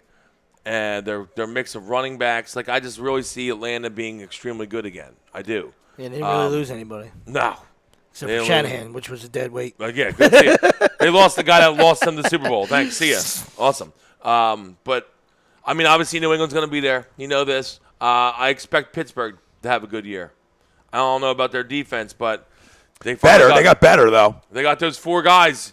Shit, I seen the thing yesterday. 4 years? In the last 4 years, yeah.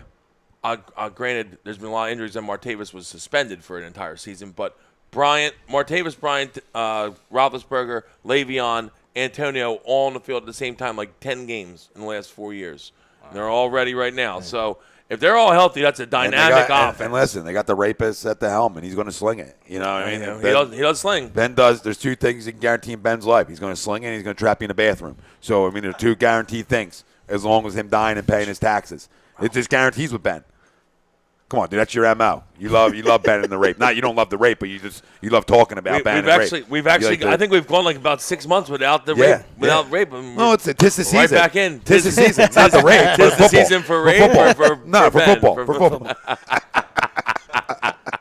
We're not here promoting that one. Oh, Jesus Christ. Brought to you by. Oh, jeez. Tis the season. I'm Mike Tyson. No, really, this whole segment, Eagles Talk, is brought to you by Gibson Mayer LLC. Find them on the web, gibsonmayer.com. Joey DiBardino. The question, was Ben wearing the mask that Floyd came out in last night? like he was coming out to do a fucking snuff film. What was he wearing, dude? I have no idea. What were you wearing? I have no idea. Jesus Christ. I don't know. It was You worth look him like the Gimp from Pulp Fiction. Tell me if I'm wrong. The guy before him came in with a goddamn Eskimo hat on. Oh, yeah, that guy.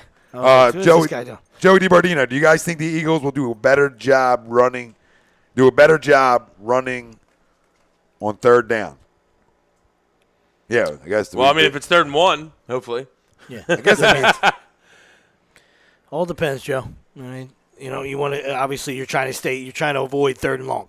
I guess he's talking about the 3rd and short. I don't know. That's what I read. 3rd and short, yeah, I got you. We clarify that. Well, I mean, Joey. we got Blunt on. I'm guessing you're guessing short yardage situations. I'm hoping Yes. that LeGarrette Blunt will be have us be better in short yardage situations. Absolutely. Better be. Yeah, he better be. That's why he was brought here. Well, listen, that's not even though I don't good. agree, according to Tom's boys, the Eagles have the number 1 offensive line in the Who's league. my boys? Pro Football My Focus. boy. My boy. Hey, They don't pay for daddy's lap dances. They don't pay for the big bells. hey, you guys.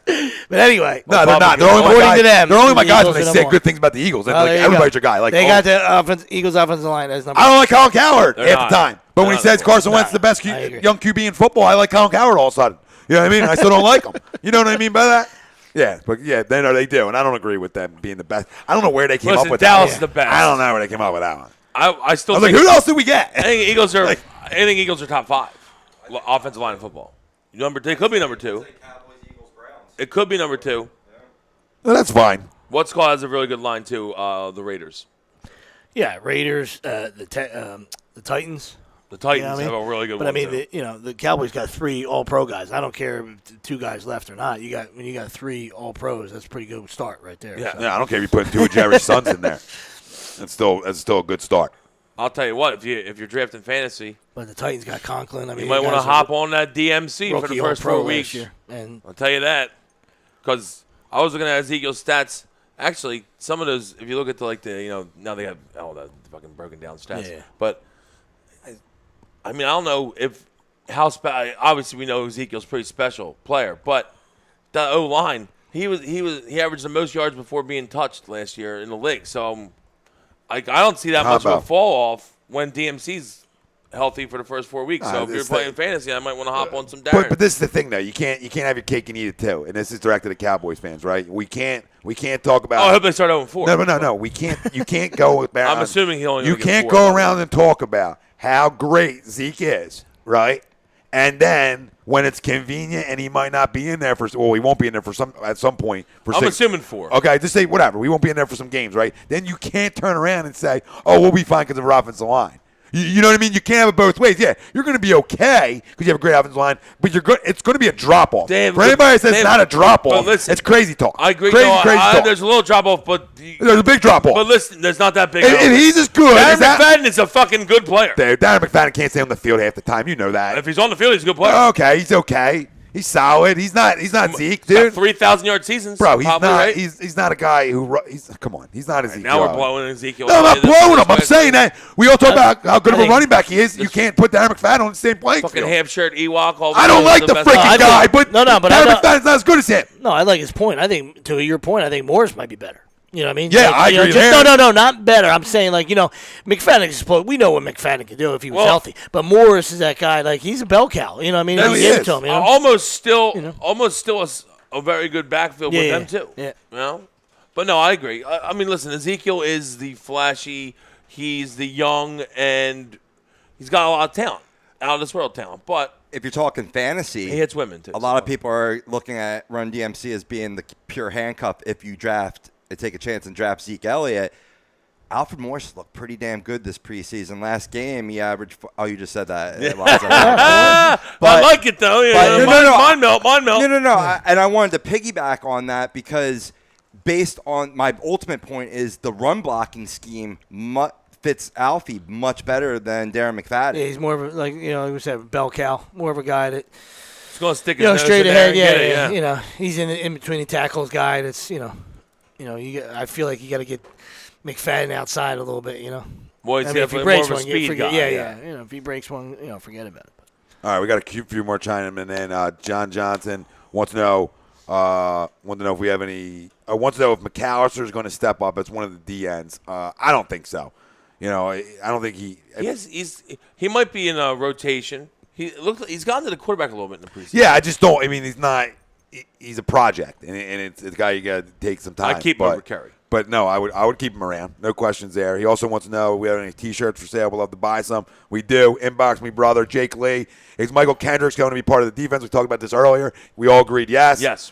We expect a better year out of Michael Kendricks. Yeah. We expect him to be Hopefully. on the field more than he was the last year and a half because he wasn't on the field a whole lot. And I'm going to read He showed out in the preseason. He showed up so far. Thus far. So far. Yep. Agreed Yes. there. I'm going to read Sean Halleck's comment here, and then we're going to take a quick break, come back, and we'll finish up everything else we got going on here later on in the show. Sean Halleck, with the extra work being put in after practice with Brian Dawkins, do you think Ronald Darby becomes a shutdown elite corner the Eagles have been lacking? I think he's the best corner on our team.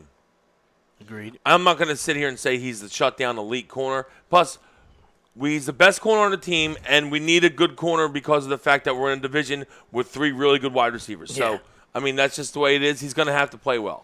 I don't know if Are guys going to catch balls on him? Yeah, guys are going to catch balls on him. Yeah, But yeah, hopefully he Corner makes it like. tough on guys, and maybe he has some good ball skills and gets some picks for us. Corner like. But I think putting the work in with a legend. His feet are definitely. incredible. Got we great know that. feet. So yeah. he just he's small. He's tiny. So he's going to have to win.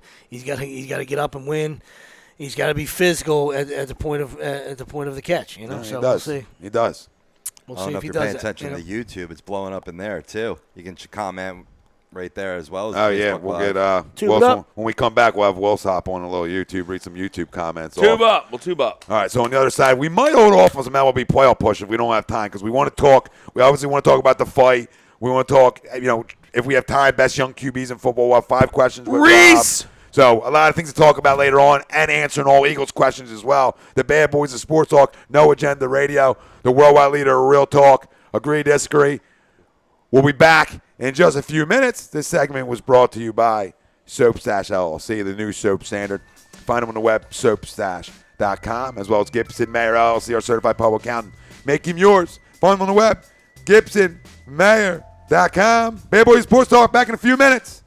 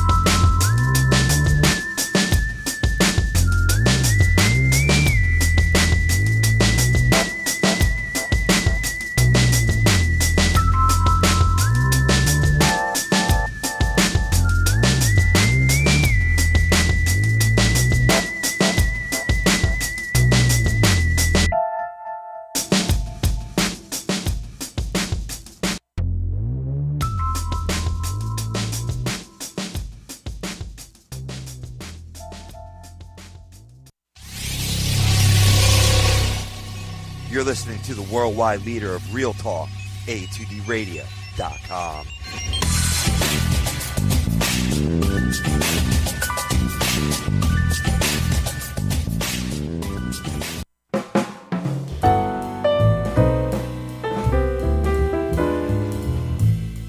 Fellas, you ever come in from that baseball or football game and your woman won't come near you because you stink beyond belief?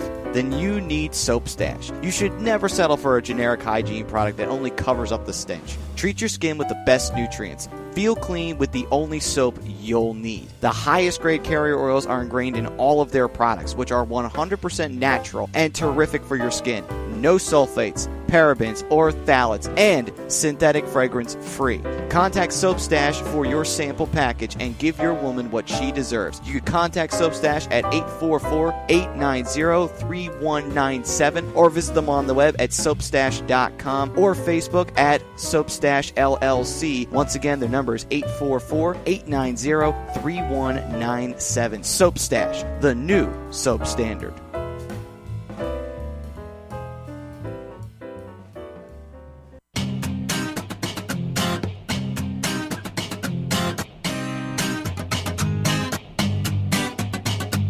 A2DRadio.com is proudly sponsored by Gibson Mayer LLC Certified Public Accountants. Gibson Mayer, located in Yardley, PA, is a leading accounting and business consulting firm with a proven track record of handling critical issues with expertise across many different industries, including construction, distribution, hospitality, manufacturing, real estate, service trades, merchandising, professional services, and professional athletes.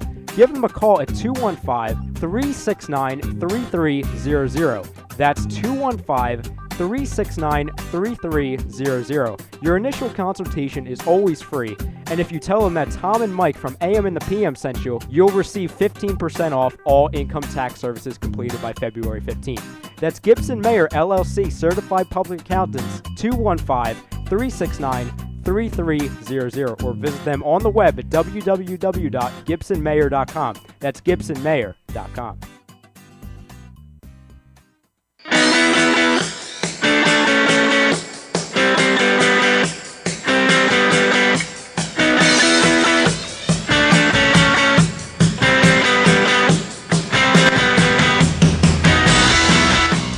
Hey, do you need to get your skills in shape? Then contact the Scanzano Sports Center, located at 5 Carnegie Plaza in Cherry Hill, New Jersey. You can give them a call at 856-889-3434 or visit them on the web at www.scanzanosports.com. John Scanzano offers individual, semi-private, and team training lessons in hitting, pitching, catching, outfield, along with turf rentals. The Scanzano Sports Center is equipped with a 31,000 square foot indoor facility, 4 batting cages, and a 4,000 square foot strengthening and conditioning room. So what are you waiting for? Contact the Scanzano Sports Center today.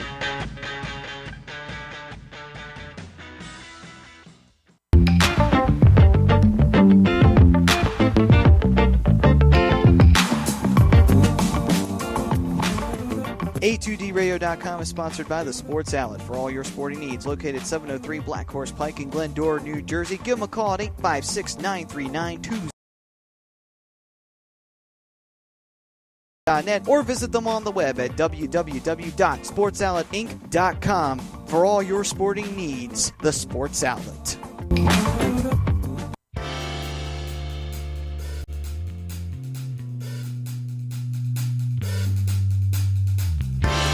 You're listening to Agree to Disagree, only on A2DRadio.com.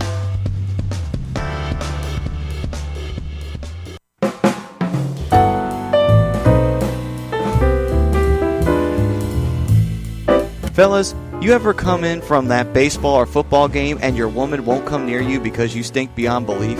Then you need Soap Stash. You should never settle for a generic hygiene product that only covers up the stench. Treat your skin with the best nutrients. Feel clean with the only soap you'll need. The highest grade carrier oils are ingrained in all of their products, which are 100% natural and terrific for your skin.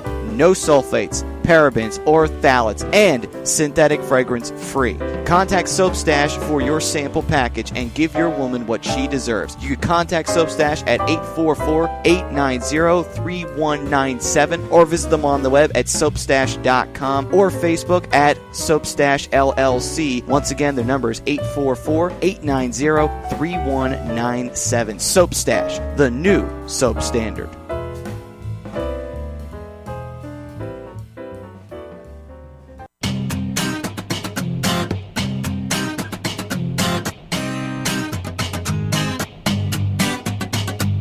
A2DRadio.com is proudly sponsored by Gibson Mayer LLC Certified Public Accountants. Gibson Mayer, located in Yardley, PA, is a leading accounting and business consulting firm with a proven track record of handling critical issues with expertise across many different industries, including construction, distribution, hospitality, manufacturing, real estate, service trades, merchandising, professional services, and professional athletes. Give them a call at 215-369-3300. That's 215-369-3300. Your initial consultation is always free, and if you tell them that Tom and Mike from AM and the PM sent you, you'll receive 15% off all income tax services completed by February 15th. That's Gibson Mayer LLC Certified Public Accountants, 215-369-3300, or visit them on the web at www.gibsonmayer.com. That's gibsonmayer.com.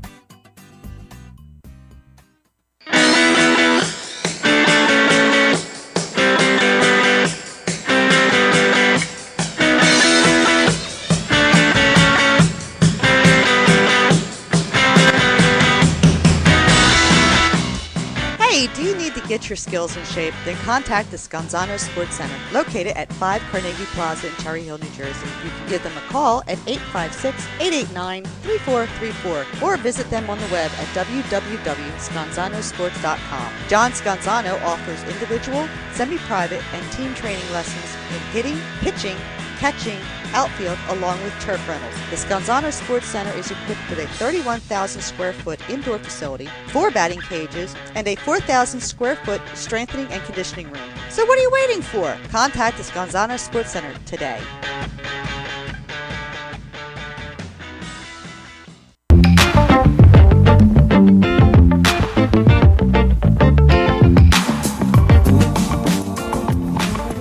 A2DRadio.com is sponsored by The Sports Outlet for all your sporting needs. Located 703 Black Horse Pike in Glendora, New Jersey. Give them a call at 856-939-2030 or email them at sportsoutletnj@comcast.net or visit them on the web at www.sportsoutletinc.com for all your sporting needs. The Sports Outlet.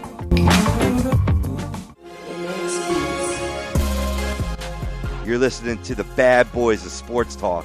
Agree to disagree right here on A2DRadio.com.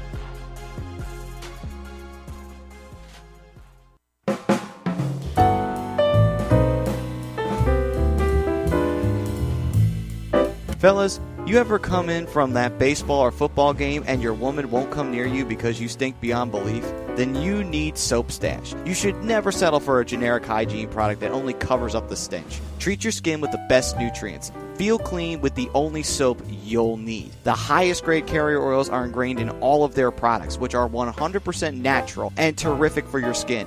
No sulfates, parabens, or phthalates, and synthetic fragrance free. Contact Soap Stash for your sample package and give your woman what she deserves. You can contact Soap Stash at 844-890-3197 or visit them on the web at soapstash.com or Facebook at Soapstash LLC. Once again, their number is 844-890-3197. Soap Stash, the new soap standard.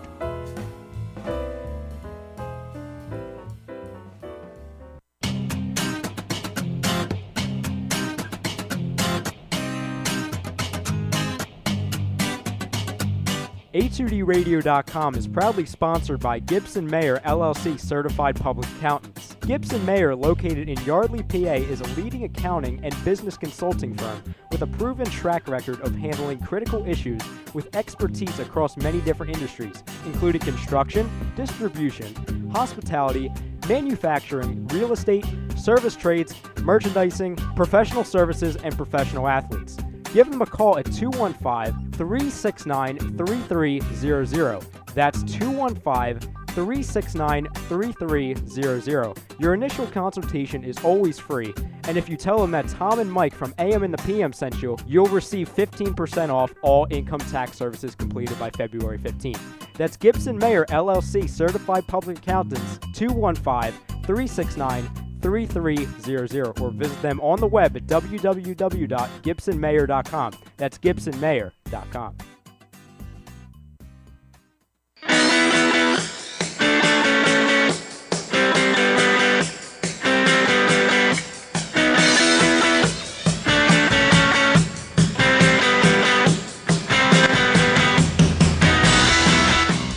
Hey, do you need to get your skills in shape? Then contact the Scanzano Sports Center, located at 5 Carnegie Plaza in Cherry Hill, New Jersey. You can give them a call at 856-889-3434 or visit them on the web at www.scanzanosports.com. John Scanzano offers individual, semi-private, and team training lessons in hitting, pitching, catching, outfield, along with turf rentals. The Scanzano Sports Center is equipped with a 31,000 square foot indoor facility, 4 batting cages, and a 4,000 square foot strengthening and conditioning room. So what are you waiting for? Contact the Scanzano Sports Center today.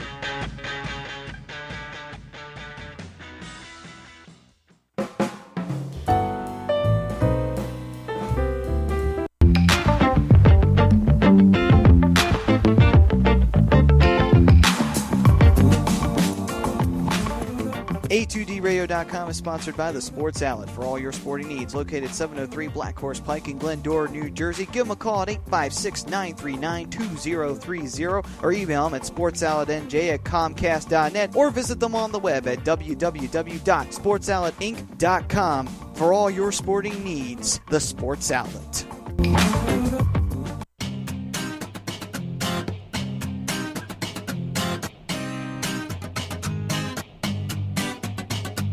A2DRadio.com is proudly sponsored by Gibson Mayer LLC Certified Public Accountants. Gibson Mayer, located in Yardley, PA, is a leading accounting and business consulting firm with a proven track record of handling critical issues with expertise across many different industries, including construction, distribution, hospitality, manufacturing, real estate, service trades, merchandising, professional services, and professional athletes.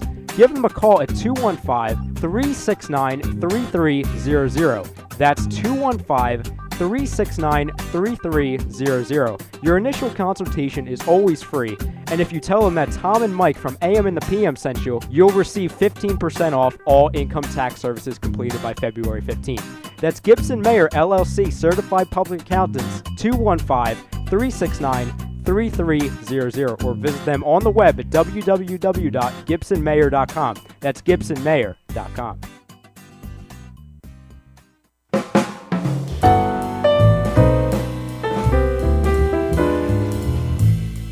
Fellas, you ever come in from that baseball or football game and your woman won't come near you because you stink beyond belief? Then you need Soap Stash. You should never settle for a generic hygiene product that only covers up the stench. Treat your skin with the best nutrients. Feel clean with the only soap you'll need. The highest grade carrier oils are ingrained in all of their products, which are 100% natural and terrific for your skin.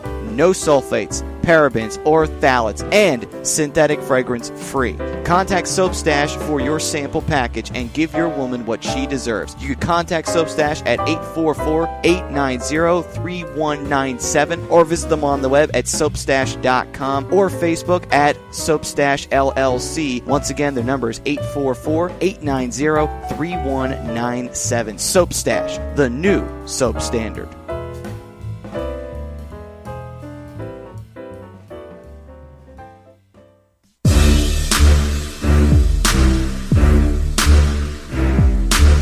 Listening to Bad Boys of Sports Talk Radio. Agree, disagree. Only on, you know what? A2DRadio.com.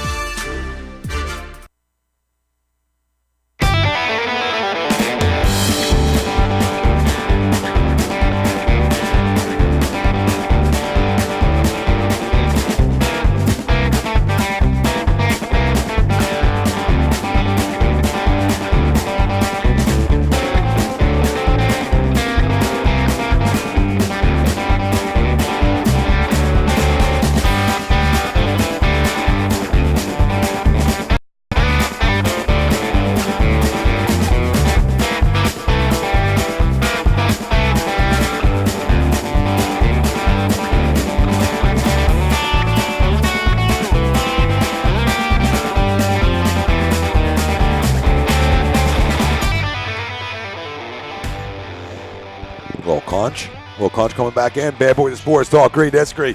Worldwide leader of Real Talk, A2DRadio.com. Live from the BMW of Atlantic City Studios. BMW of Atlantic City, Ralph exit 37 on the Parkway. Find them online, BMW of AtlanticCity.com. We're right here in Mount from New Jersey.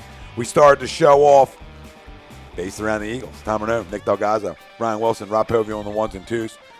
Eagles keys to success for 2017. For a successful Eagles season, what needs to happen most? Offensive balance, corner step up, another wide receiver produces, D-line gets to the QB, or you got something else. Let us know. Facebook, Twitter, Instagram, YouTube. A2D Radio is where you can find us. We'll be answering off the YouTube comments as well as keep answering everybody's comments on Facebook too. So we're going to get into the money fight last night, Mayweather Productions, and talk a little bit about what we saw out of Conor McGregor, what's next for Conor McGregor. I think we all know what's next for Floyd Mayweather, and this is brought to you by Soap Stash LLC. Find them on the web, soapstash.com, the new soap standard. Right on Facebook, too, Soap Stash LLC. Good bars. Get good the bars over Great there. bars, Jorge. We're still waiting on bars, but they got good bars. Hip, hip. Jorge! We'll talk about Kaiser being the 19th starter that Joe Thomas will have protected for the Cleveland Browns, and Spencer Ware out for the year as well if you're just joining us here on Agree Disagree, A2DRadio.com. Kareem Hunt owners love Just going to say, for me and Willie, Kareem Hunt guys, Listen, man, we are Gooch. I like Kareem Hunt and everything, but just because he loved them so much on Friday night at our draft and our keeper draft. Dude's a smart guy. It makes me officially not like Mr. Hunt. Okay, love to catch up. That's how much this dude doesn't like me. Everyone always thinks I'm the bad guy here. I'm the bad guy on this side. He's like, oh, you like Kareem Hunt? I can't even like him. He stinks. That's this guy. Because anybody that's his MO. Well, no, because the MO is simple. The MO is simple. The MO is simple. You're a vindictive guy. We're peeling back the layers here. You're a vindictive young man. Well, you know what it is. You know what it is that he's lost so much in his life. That I like it started really bad for us last year, and it got worse when we talked about Crawford, and it continued to spiral out of control till he's to the point where he was so off base, and it turned me. It turned me.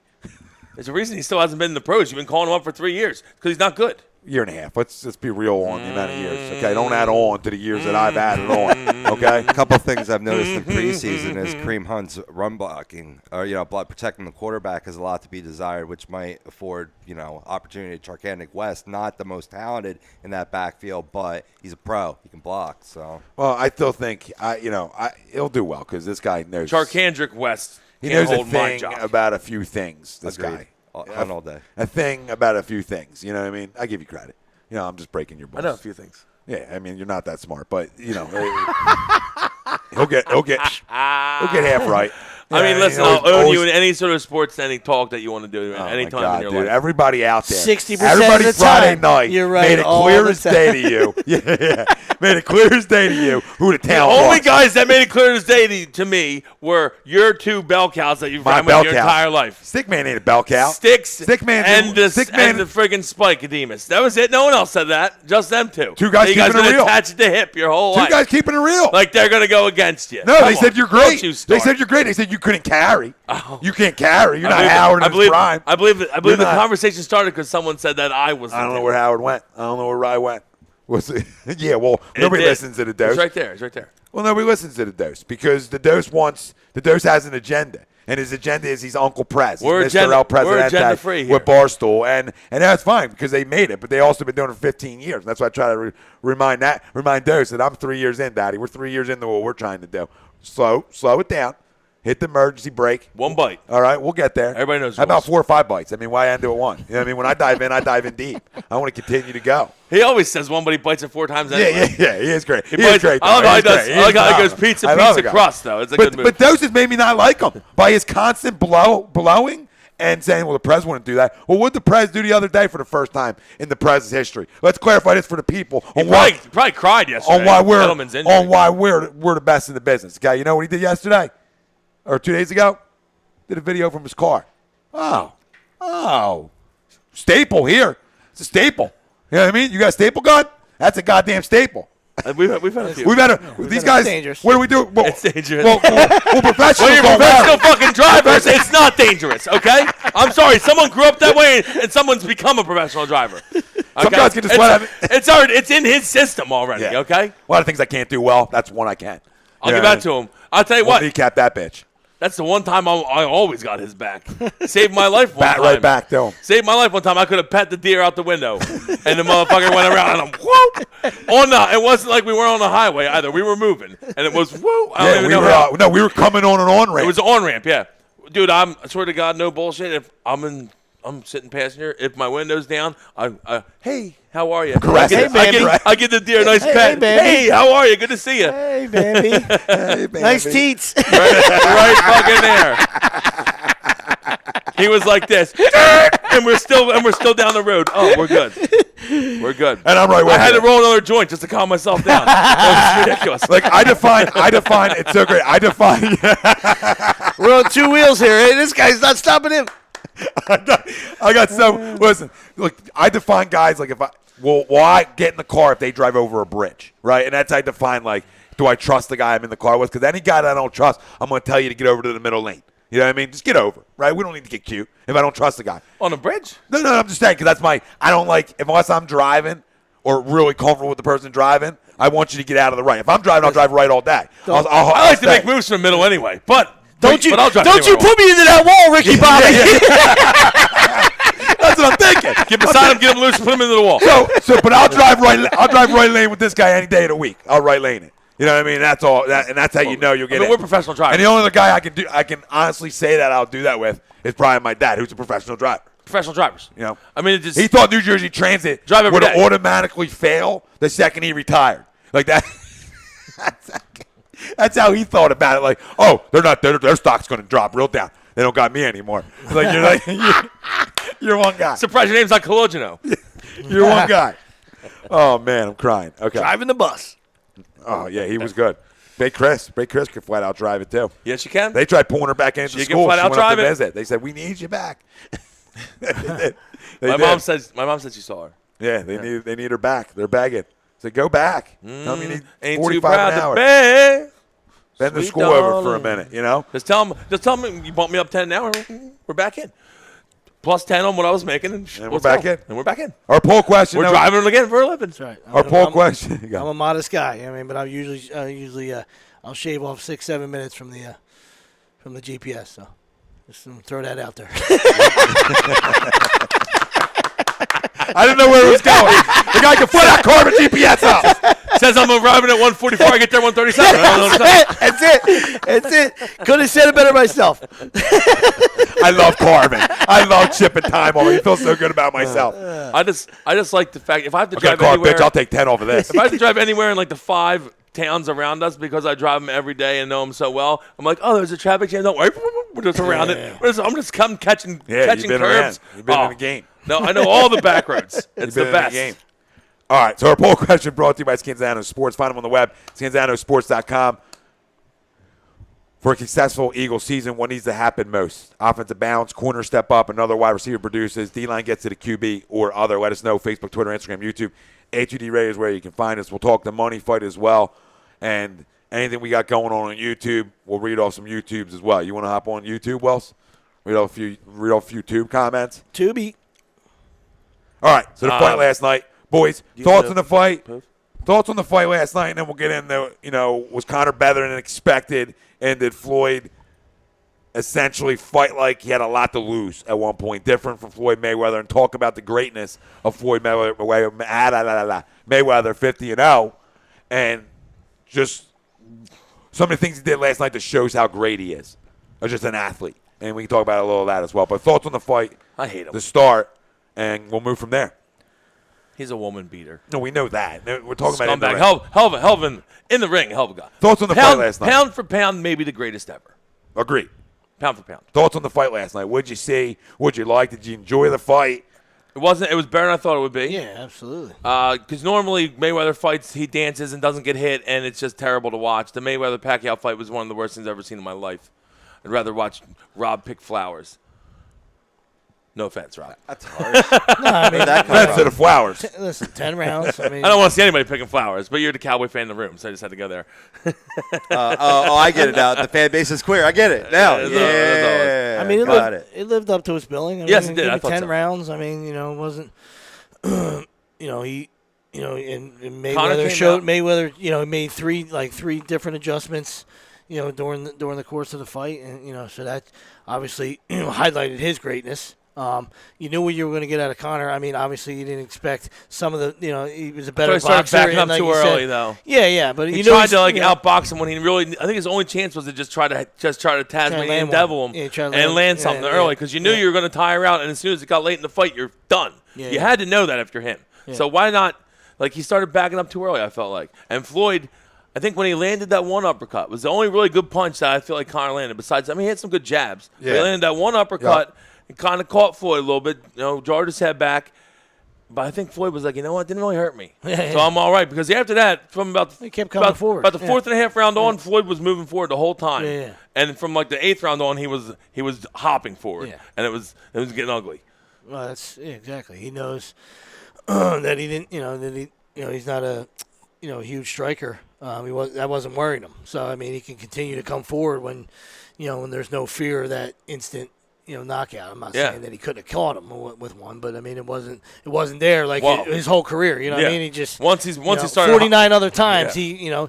He was smart and played defense and did his thing. And then this is the one time not one time. I've never seen all 50 fights, but I'm saying this is at least in the last 15 fights or whatever, that he was the aggressor. You know what I mean? I felt like when he it felt like it felt like he had a lot to lose. It was interesting with this fight because I thought for the first time in a long time when it came, fucking ton to lose. When it comes, that's what I'm saying. Best boxer of all time can't lose with an MMA guy. That's what I mean. That's what I mean, and that's what That's what it looked like to me at one point. Where he's like, I got to get up in this guy. I got to be the aggressor, and he changed his game plan. But my point is, for the first time in I would say 15 years, man, that it was the first time I was excited to watch a boxing fight. You know what I mean? Like, think about the last time you were this excited, though. Like, it was this intriguing to watch. It's been a while. I mean, okay, Pacquiao, Mayweather, whatever. No. Actually, you know what? Mine was probably Tyson's got to be some Tyson fights. I don't think it was Tyson. Right after. I think it was Lennox Lewis Holyfield. Okay, which was right after Tyson when Tyson kind of fell apart. In that ballpark. But it's like what? It's like 02. Maybe. Yeah, in that range, 15 years ago. 15 years ago. I mean, it's crazy, and that's what made. And listen, it lived up to it for the most part because it was an entertaining fight. It wasn't boring. It started off a little slow, but as it picked up. I thought it was because Floyd went after him. It made the fight a lot better than most Floyd fights are. Yeah, that's what it was. I mean, 10 times better than the Floyd Pacquiao fight. 10 times. Yeah, no question. Oh, Lenny Robinson chiming in. Other than myself, who's a certified pro, I'm only comfy with Tommy, my dad, and Spike behind the wheel. I might have left the big dog out. That's duly noted, Len. No offense. Len's a pro.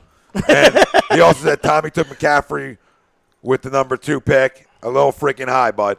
It wasn't the 2, though. It wasn't the 2. It was the 2 pick. It wasn't the 2. Okay, we're canceling out the keepers. It still was the second fucking pick. Okay, but you can't cancel out the keepers when you talk about how many guys are already off the goddamn board, genius. So maybe 30, but there was Tom Brady there. There was Aaron Rodgers there. Guys that can win you the league this year. And I had a QB. So why not back? The guy that you hate. And I had Julio. The guy you hate, that's who he's got. But I had Ben. I had Big Ben. That guy you blew here. I do have Big Ben. You raped Ben. You raped Ben earlier on the show. You raped him. I don't know if I raped him. Yes, you did. I'm still not a raper. What movie? No, but come on. I think Ben has a good year. Yeah, you got to steal with Ben, but you took McCaffrey early. That's fine. Right? But also when you're talking about plus, if you're going to go first, running back, I don't know. I go Fournette. But I didn't like Fournette's injury history. It worries me. I'll give you that. And I like the fact that I think McCaffrey can catch 60 out of the backfield this year. You can. And I'm looking at that. I'm looking at it's a keeper league per years per experience. And I went McCaffrey. And when it came back to me, which was a while away, I took Dalvin Cook. And I said one of the two is going to have a good year. One of the two is going to have a good year.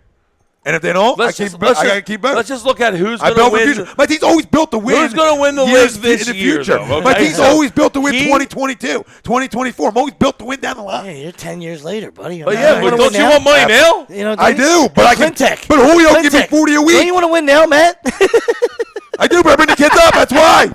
That's why. McCaffrey, Dalvin Cook with his first 2 picks. Mine, Dez Bryant, DeMarco Murray. My first pick was Julio, essentially. My first pick was Julio, essentially. Let's keep that in mind. The best player in the league. The best player in football. I mean, I don't know if I'm going to go best player. I will. Best offensive threat in football is Julio Jones. I don't know about that. He's the best wideout. I don't know about that either. I know about that. There is facts in this world. And Antonio might be better. Nah, dude, he's a man. I would rather Julio's have, a man. I'd rather have Julio. Julio's a man. Antonio might be better. Julio's a man. He's a grown man, dude, compared to Antonio. Speaking of rapes. Joey DiBardino, are you surprised the fight went 10 rounds? Yes. And do you think there'll be a rematch? No. No. And yes, I am. And I think both fighters were too. I think Conor might box again, though. Good. Yeah. He might. Because I think he showed a little better than people thought. Yep. And I think there might be money. There's more money in boxing. Everyone knows this. So there might be some money thrown his way to fight someone else, which could happen down the line. But he's going to go back and probably fight at least 2 more UFC fights before that, I would say. Yeah. And, defend his titles. Do what he's got to do over there. Yeah. But, no, I agree. He showed more from a boxing standpoint. He had a game plan last night. Fatigue cost him, and I think we all believe that fatigue was going to end up being the thing that caused him this fight and why most people didn't give him a chance to even win it. And Floyd doing this for 50 fights now. Yeah. Compared to a guy Dude, for after the 7th round. After the 7th round, they had the 2 is- cameras that were in the corners there, and Floyd was smiling, and Conor had his mouth wide open like couldn't get enough air. Yeah. Yep. Just sucking wind, so- and it was like, it's done. And that's done. That's what we were talking about earlier. Done.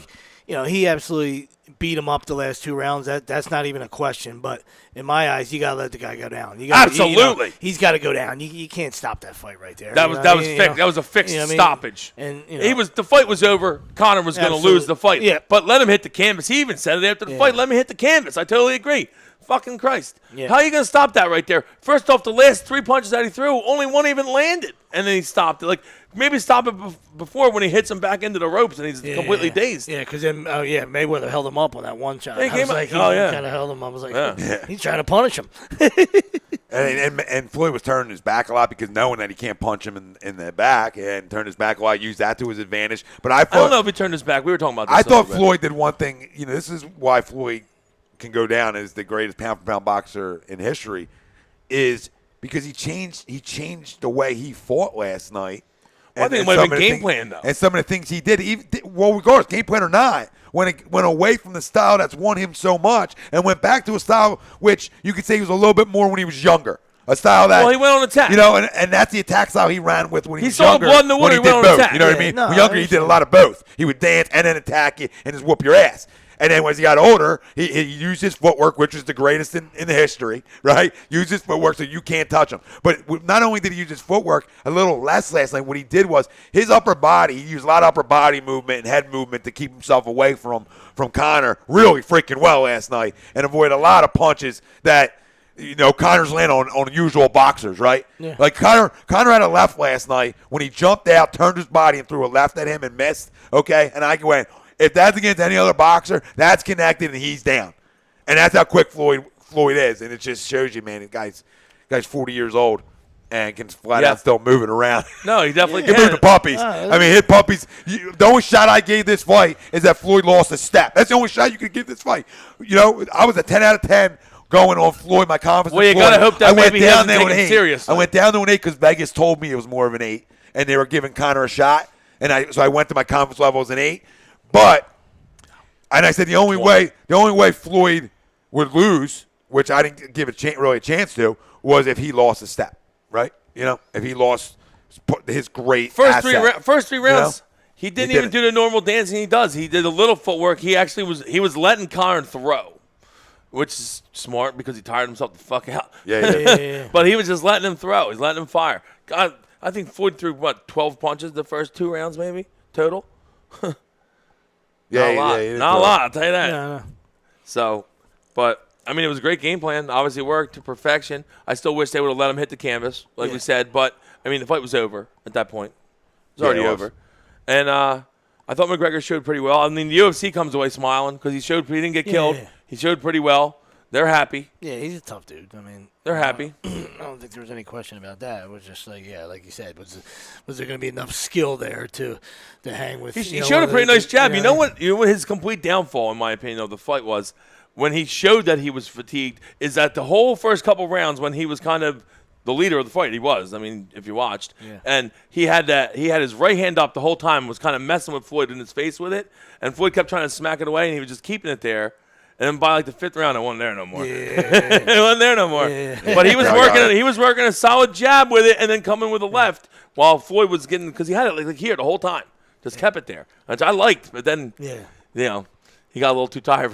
That was at the end. out. At the end, he was barely even protecting himself. Yeah. And it was bad. That's what they were saying, but just let him go down. But I hear you. No, absolutely. Let him go down. Yeah.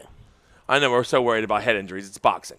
Yep. Guys get head injuries. Yeah. It's like fucking football. They're like, oh, guys get concussions. No shit. You're all wearing helmets and running into each other as fast as you can. Part of course, the gig. guys get concussions. Part of the gig. That's why they get right? paid $10 million. You can go low boxes at UPS, okay, and you can get paid what I get paid, and I'll go and take a concussion a year for $10 million. I'm fine with it. I really am. I can die at 55. It's fine. No, it's just how really. I don't care. And it's just the, it's really how sports, plays out. It's what generation you're from. In the Pussification of America. That too, is that what we're getting into here? No. In the terms of comparing athletes, you know what I mean. So where I'm going with this is, like Jordan and LeBron. There's guys, old school guys like myself. Now this generation, it's all LeBron, or Kobe. Yep. You're talking about Randy Johnson or Kershaw, Clemens, and a Scherzer. For me, I grew up in the '80s. I don't know, and I'm not taking anything away from him. He's 50 That's hard to do. But I'm saying I grew up in the 80s with Sugar Ray and Roberto Duran and Thomas the Hitman Hearns and Marvelous Marvin Hagler. The Fabulous Four. I don't know how he stacks up with those guys. I don't know. I'm just saying, I'm just throwing it out there. I'm not a boxing guru. I mean, by no means. So, I don't want to, throw jabs or anything like that. Took the words right out of my mouth. You know what I mean? But it's just interesting to me. I thought of that last night. Like, I don't know how he does. I'm not a great boxing historian to be able to tell you. Yeah. I'm not Bert Sugar. But guess I what? know those guys got after it. But guess what? It was a bloodbath with those guys. And Tommy Hearns and Marvin Hagler. He's probably monster a fight. smarter fighter. Obviously. Yeah, but guess what? I think all the experts are going to tell you. Most of them would tell you that. Floyd is the best pound for pound. Yeah, but you know what? I will tell you that. A lot of guys. They'll also tell you. I'm going off of them. I'm not going off of myself. I go off of these guys. You know what they'll also tell you? I agree with what you guys were saying about. They'll also tell you that all the best boxers of his era, he fought when they were past their prime, which is just fact. De La Hoya passed his prime. Shane Mosley passed his prime. Pacquiao passed his prime. 3 years. Yeah, past, like come on, that's just very fact. Fact. Yeah, that's all. I mean, that's what I'm saying. I don't know. I hear you. You know what I mean? It's just I thought it was interesting. It's just how sports works. You know what I mean? It's where you grew up, who you grew up watching, matters. And then matters. Even though I've seen all those guys, I've seen Montana and I've seen Brady. And it's Brady for me. You know what I mean? As much as I love Joe. You know what I mean? And what he did. It's just. So, like, there's certain guys, that have been on both spectrums. No, you're right. You're right. Depending on your age, you've seen them. You've seen them all. No, it's tough. It's tough to. Maybe you're just old. I mean, no, I'm fucking old as shit. It's tough to go back and compare. It is really tough to go back and compare. I think we can all agree on that. Yeah.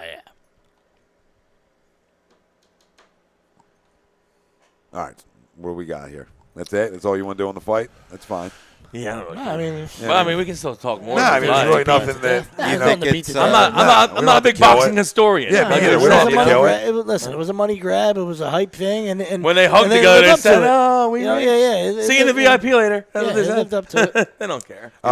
John Johnson, can you guys give a shout out to my wife Nancy Bechtel? I hope I got that right. What's up, Nance?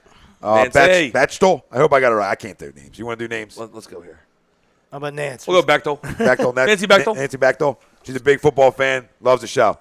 What's up, Nancy? Thanks, Nancy. Hopefully an Eagles fan. Thanks for joining in. We like that you're a football fan. Hopefully an Eagles fan. Glad to have you. If you're a Cowboys fan, you can turn us off. One quick question I have about this boxing match. You think this opens up a window for more crossover events? I believe so. Versus UFC? I believe there'll be a little more. Yeah. Because of how I think I said UFC came away smiling because he didn't get destroyed, so it makes it look better. And I think there will be, yes. I think Conor will box again. I think Conor boxes again. It's got to be a star. It's got to be star-studded. You know what I mean? Oh, it's That's gonna where yeah, it comes it's gonna from, have you to know, be. in order for you to It's charge. gonna have to be big. In order money. for you to charge $90 or whatever, if you want to go down a little bit, it's got to be two guys that are, you know, they're going to put on a show. They're going to run their mouths that everybody couldn't wait to see. You know, it is what it is. You know, driving home last night at 1 a.m., dude, more cars on the road than I've ever seen at that hour. Everybody was coming from Everyone somewhere. watched the fight. Yeah, dude. Everyone watched the fight last night. I mean, it crashed. Like First you off, said. every bar, you had to get the fight because everyone wanted to watch it, so you had to get it. No, you did. And I had it on the Stream Smart. Thanks to Stream Smart, Vinny Massey thing. Get the Stream Smart, boys. Use the HUD promo code. I gotta get mine. Inbox me. Why have I can got get you one hooked yet? up with Vinny. Listen, football's here. I mean, save yourself the dough now. Football's here. Watch every game for goddamn free. I mean, come on. Joe May run. Come on. Yeah, but I I can't turn red zone off. So. And last night I heard people were having trouble with Fire Stick. Well, guess who wasn't? Love Red Guess who Zone. didn't have trouble with the Stream Smart? This guy. I watched the whole fight perfectly. Did heard of some Fire Stick issues? Heard there was. I did no hear Stream that Smart too. issue. Vinny's the one who talks Lamborghini in the thing, not me. I don't know enough about it. All I know is that bitch ran like a Lamborghini last night while the Hondas were getting a little old. That's all I know. Your shit was purring? Yeah. My shit was, you heard it. You heard it. I'm like, the vibrations. He's using Like, that. what movie? The vibrations. He's using Ricky that. Bobby? Yeah. He's using that You're good Mr. oil. Daniels here. He's using that good oil. That synthetic oil. You're like Marky Mark back in the day. Feel the vibration. Don't tell Vinny to Got drop your his link. Good vibration. Tell Vin to drop his Stream Smart link. No, but you can use the code and baseball. Like, you know, we're all baseball junkies. It's great to just put on any game, anytime, watch it. You know, even you want to watch, basket. You're a big basketball guy, or you're a big UFC guy. You know, I'm just a sports guy. The UFC guys, it's big for too, because you're saving yourself even, for last night. Saving yourself $100. Yeah, but I'm in the green. But it's easy. does that? It's easy to put to bed. So, I mean, we talked. That's enough. Not enough about it. I'm saying there's not much to cover. I mean, like I said, it was 10 rounds. It wasn't like some giant controversy, except for the way it ended affecting some wagers in Vegas. You know what I mean? To me, that's criminal. Issues. You know what I mean? It's That's a TKO. absolute criminal. That's a TKO. It's a knockout. I mean, that's a knockout. Yeah. So that's Benny bullshit. just joined. Ben, Bullshit. I was talking What up, about Benny? that Stream Smart worked like a goddamn Lamborghini last night, and the Hondas were breaking down. I mean, it was. We heard it. I mean, we heard it. And we already said it. The vibrations. Loved it. Autopilot. 60 and humming. But drop it in here and get all the football. That's the big thing for me. Is football's great. I mean, you talk about fantasy really locked in. Once a week on Sundays. Being able to get them all. I mean, well, Seriously, I'm it's Eagles. awesome. I'm Eagles, and I'm R-zoned. Dude, it's amazing. Listen, I can't get off it. I can't get off it. I don't watch. I don't miss off. a second of Eagles games. Like in my life, I feel like I haven't barely missed any. Right. Since the red zone came out, because when it goes to commercial, I'm like, let me check the zone real quick. Oh, yeah. And I'm like, shit, I'm on the zone too long. I come back, I miss a couple plays. I'm like, damn it. I'm on the zone too long. I can't even get off of it. It's awesome. No, it is tough. Kids to just get stuck on the zone. I can't get off.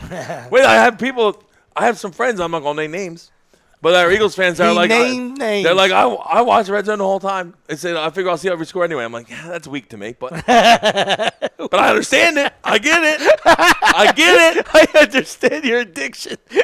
I get it. Scott Hansen's my boy too. Okay, Syracuse alum. Scotty Hansen. Scotty H. All right, let's get into a little.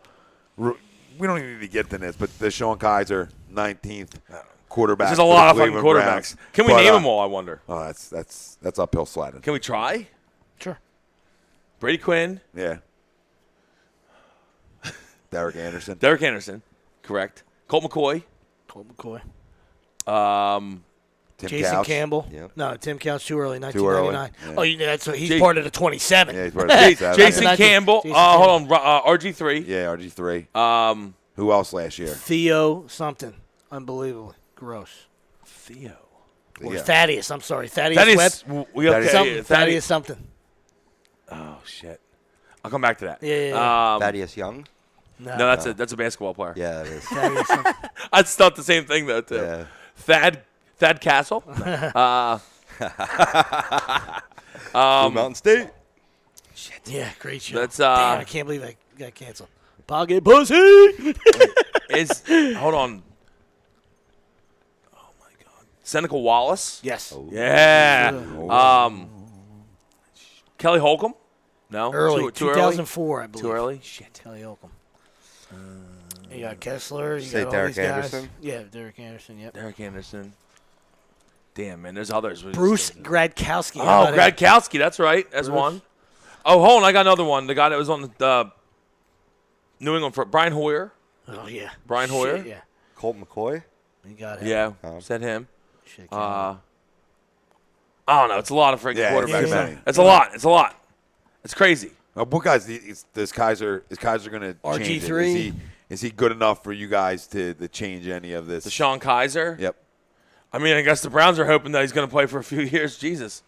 Yeah. Well, it's not the first time hoping. I'm not the biggest Deshaun Kaiser fan. I don't think that he was that great. No, I think I would have stayed another year. Yeah, his college coach told you everything you need to know. So, but I mean, if he won the job, he won the job. I mean, it just goes to show you how absolutely dog shit Brock just is. absolutely terrible Brock Osweiler is. Go kill yourself, bro. Just terrible. Just jump off a bridge. Just stealing money. Stealing money. That dude's stealing money right there. Okay. I mean, absolute robbery. Yeah, we still joke about Bobby Bowe cashing a check. 30 years later, genius by Bobby Bowe. Brock's doing it in the present day. I mean, right to your face. Yeah, right to your face. Just Bill O'Brien. I'd have fired Bill O'Brien. Can I get in here? Can I go right in here and get, borrow your wallet for a minute? I fired Bill O'Brien just for that move alone. So what are you saying? ESPN's next 30 for 30, or maybe down the road in 2027? What if I told you this guy stole your wallet? What if I told you this guy stole your wallet? Look to the eye and stole your money. Yeah. Let's do this one real quick. This can be a fun one. Best young, and then Rob, you got questions still? All right, so we'll do this in questions and wrap it up. If you want. Best young QB in football. Colin Cowherd the other day came out during the herd and put Carson Wentz as his best young quarterback in the last 3 years. Is what in the he last said, 3 right? years, yep. Yeah, because he was saying not guys that are already established. Yeah, like Derek Carr, don't put him in there because he's established. He's already made the playoffs. He's already put himself at that level. But the guys who are young and up and coming, So who's in that bag? Is that he was Dak, saying Wentz, like Dak, Goff? Wentz. He was like saying young guys that haven't been to the playoffs, basically like Kirk Cousins. He named a bunch of guys. Davis Jameis. Would he be in? He named Jameis. Jameis, He Mariota. named Mariota. He named all them guys, and he said out of all of them, he thinks Wentz is the best. Listen, I love his confidence, and I usually don't like Colin Cowherd that much, but I mean I love the pick out of him. I don't agree. I do. I'd love to agree. I love Carson Wentz. I think Wentz has a great future. If I had to pick up any of those guys, I would pick Mariota. Yep. Yeah, I would. I just would. I'm sorry. That's what I'm saying. He's so good in the red zone. Best red zone efficiency quarterback since he came into the league. Would you rather had him? Would you rather things have gone different? Would you rather traded them pieces? And It's tough to say now. Just curious. Yeah. It's tough to say now. Well, okay. Looking through, I'd rather have Marcus Mariota. Yes. Okay, and that would have probably kept who here. He probably wouldn't have lost his job. Who, Chippy? No chance. Old Chippy? He wouldn't have lost his job. Not with him. Well, we were because the special overtakes the rest. You know what I mean? When you he get might have still lost his job. But my point is these guys get tied at the hip. All these really good quarterbacks and head coaches get tied at the hip together. Their success are based off of each other. You know what I mean? And if you get a guy who's that good, he especially in an offense that he's comfortable running, it could have got sick. It could have got sick. I'm perfectly fine with what happened. Me too, but it could have got sick. And I want Wentz. I think Wentz has a chance to be something really special. Me too. Me too. I don't know. I love Mariota, but I just don't think I might go Wentz too. I think Wentz and Winston are right there for two. I take Carson again. I take him. I go with what we got right now. This is the guy that was. I'm a Mariota guy. He was balls deep with Mariota. I love Mariota. I loved him in college. You know I did. Can I get this? No, hold on. Can I get the second one in there? There was experts out there. There was tons of these experts out there that would tell me and would talk about all the time that the guy didn't have, he wasn't good enough to be an NFL type quarterback, read defenses because of the offense he came from. He couldn't do this. He couldn't do that. And I would just sit there and say, do you watch the guy play? Or do you just go off of the offense he's in? Do you sit there and actually stare and watch the son of a bitch play? Or do you just come up with these freaking assessments based on an offense he's in college? I didn't. I watched a ton of Oregon games because they were fun to watch. And I said, I don't care what offense this kid's in. He's a flat out stud. So Of course, I'm not running away. Of course, I saw a ton of Warrior games. They're on at 10 p.m. when I'm down 250, and I'm throwing a nickel on them. But you know what I'm saying? My love for Mariota. But I have to love what I have now. So for that sake, and being, bleeding green over here, I'll take Carson just because he went Mariota. You know what I mean? Just to go the other side. So you're only taking him because I went Mariota? No, because I love Mariota. I would have taken him if you didn't. But I'll go the other way and say, I'll stay with the way it worked out now. I'll stay with the way it worked out now. That's all. There was a flip-flop that I just heard from you there. Listen, you call me on the flip-flops. Who calling you on flip-flop? You flip-flop before. As I said, you've been calling me Mr. Flip-Flop. So well, you didn't wear them today. So, when in Rome, I got them on. What do they say? When in Rome. Russ Medler. Still not really sure what that means. Me either. Ross Medler. What's up, guys? Big Russ. What's up, Russ? What's up, buddy? We're going to beat the Raiders this year. Just for you, Russ. The Raiders. Listen, I think they play out. The Eagles travel out to Vegas to play the Raiders, I think, 2020 or 2021. Just to throw it out there early. Let's make a trip. Put things on the table early. Wow. Wait, hold on. Was that true? Vegas, baby. Yeah, like 2021. Do we play them at home this year? Yeah. Oh, yeah. So 4 years from now, it'll 2021, right? Yeah. That's nice. Yeah, 21 season. Okay. Trip it. Trip it. Tickets now. You ever been? Trip it. You ever been? Trip it. I haven't. Oh, that was my first terrible. time. You ever been, Sweepsy? No. Oh, my God. Oh, Listen, my let me tell you something. Shakes. We're going to do a show out there. Wow. Oh, wow. Yeah. Hopefully at that point, the station will sponsor us to go out there. Yeah. We don't have to spend any of our own money. Shit, now I'm looking for Look the at sponsors somebody. to do Look that. at somebody. I'm looking, and I'm looking right in the ear. You know what I mean? I'm looking right back into the camera. Can we get a meal? Guy's not even getting you meals. Are you kidding me? That was the best. That was for good, bro. That was the absolute best. I'm going out fucking my face. Me and Suits are eating. He's like, Tommy back his meal? He didn't get you guys a meal before the show? I said, no. He's like, this is ridiculous. I got to make a comment. I gotta get some meal money around here. Oh, my God. I get $15 a day on Sundays. Listen, the NCAA doesn't approve it. The NCAA's not approving it. Sweeps, who's your best young QB? Yeah, I was a Marcus guy myself. Yeah, of those guys, yeah, it's got you're not including Carr in there. It's not, it doesn't include Carr. It includes pretty much everyone else that's that age though. You got Jameis, you got Mariota, you got Cousins, you got there's a bunch of them. Yeah, I like Captain Kirk. I don't know if I'd put him up there. You like saying, that? but, you know what I mean? But, you like that? That's the only reason I like him is because of that. I think the last 2 years they keep franchising him, and he throws for 5,000 or 4,800, whatever it is. So Yep, keeps betting on himself. yeah, he keeps so. But I wouldn't jump him to the top of the list. But yeah, I'd land on Marcus myself, and the book's still out on these on the younger guys. I mean, this is year 2, so we'll see what happens. The weapons are there for Carson to take the steps forward, but I mean, a leader, the toughness, take away the physical stuff. He's a leader. He's tough. Got all the attributes. Yeah, exactly. He's everything you want in your quarterback. So, I mean, all roads are pointing that way. So, we will see. Yeah, I think it's fair to say Mariota and Wentz, it's the battle of. And, I know there's people out there that would throw Dak. Jared Goff in there. I know people throw Dak Jared into the mix, and there's Dak. other guys. And until my thing with Dak is his pocket presence, his ability to make some throws I don't think he's there making yet. There's some things he's not there with, and other things he's really good at. So we'll see. I mean, for all these guys, it's year. I hope Dak has a terrible year. For a lot of these guys, it's year 2. So we'll see what they got. Robbie, questions? Yeah, man. No, very apropos since you guys are talking about the quarterback position, and you all had a draft Friday night. So of course, I'm going to bring a fantasy question coming from FDN for you. Question number 1. What QB are you targeting in fantasy football drafts this season? Break it down like who's your vet, who's your mid-rounder, and who's your sleeper. QB. Well, Brady. Brady's my vet. Brady's my vet. My mid-rounder is Jameis Winston or I like Phillip Rivers this year. You can get him late. I like Phillip. Real late. And then sleeper, I'm going to go Carson because I think he's going to throw for a lot of yards. I think Carson's a good sleeper. I mean, granted, I'm sure he's getting picked in most leagues. Yeah. especially in our area. Yeah. But I think that Carson might throw for like upwards of 4,500. I mean, he's still ranked in like the He's like second 17. tier. Yeah, I was he's gonna like say, 16, so it's not. 14 I mean, or that's 20, a good pick. Yeah, so yeah. I mean, I've seen him 17, 18. So I could see him finishing top 10. I'll say that.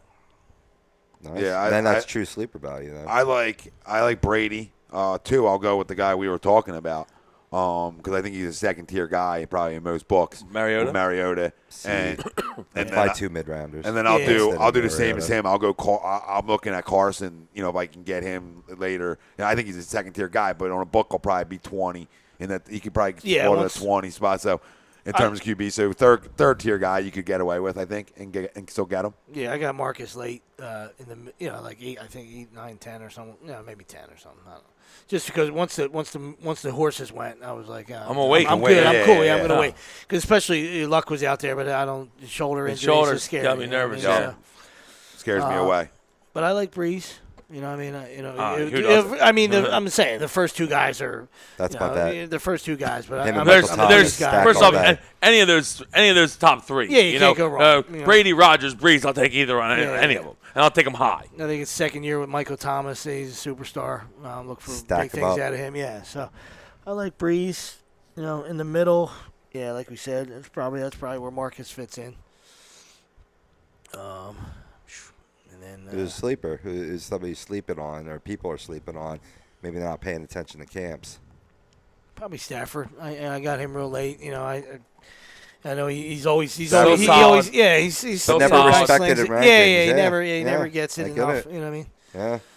No, I like that. I got two guys that I got a bust for you, and I got a guy that should never be drafted. I don't think he should even start. Blake Bortles absolutely stinks. Yeah.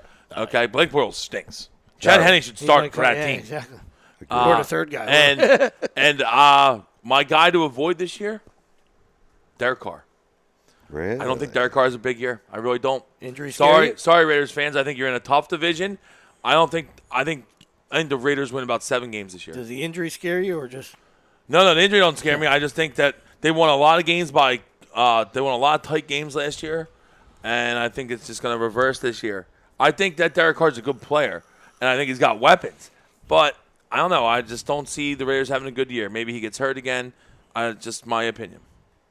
I'm steering clear from Derek Carr. I have him in a keeper league. I didn't keep him. Put it that way. Does Patrick Mahomes pique your curiosity? I like me some Mahomes. I don't know how much he's going to play at all this year. No shot. I do like him, Unless but I think Alex goes down. I think Alex does enough for Big Red. Yep. For He what looked Big Red does. real good last night, No, though. he can Mahomes spin Threw it. it in between sling 3 it. defenders. Great pedigree. Dropped it like tears from heaven. Dad pitching the big league, Yeah, so I mean, that it's, was a pitcher, Pat Mahomes.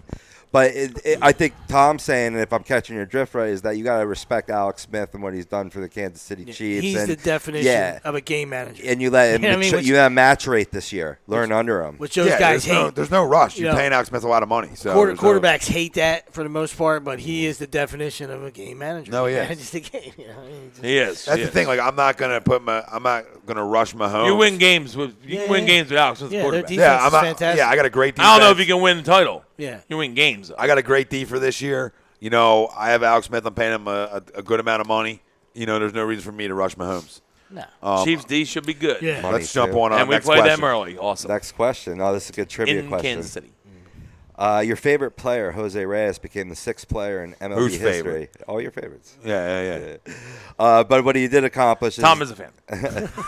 a rare set of combination of stats where he had more than 2,000 hits, 500 stolen bases, 110 homers, and 100 triples. I'm about to stop this question already. Yeah. Is Jose Reyes a Hall of Famer question? No, it's not. Okay. No. Well, Rob, I was gonna come across the table. I mean, I'm just messing. All right. I'm gonna ask you. Can you name the 5 other people that have done this in MLB history? And 4 or 5 of them are Hall of Famers. Jose Reyes is not a Hall of Famer, but 2,000 hits. A great 2,000 hits, 500 steals. 500 steals, 110 homers, 100 triples. Okay. Because there's a handful of people. J-Roll. No, you said 4 Hall of Famers, right? Yes, 4 out of 5.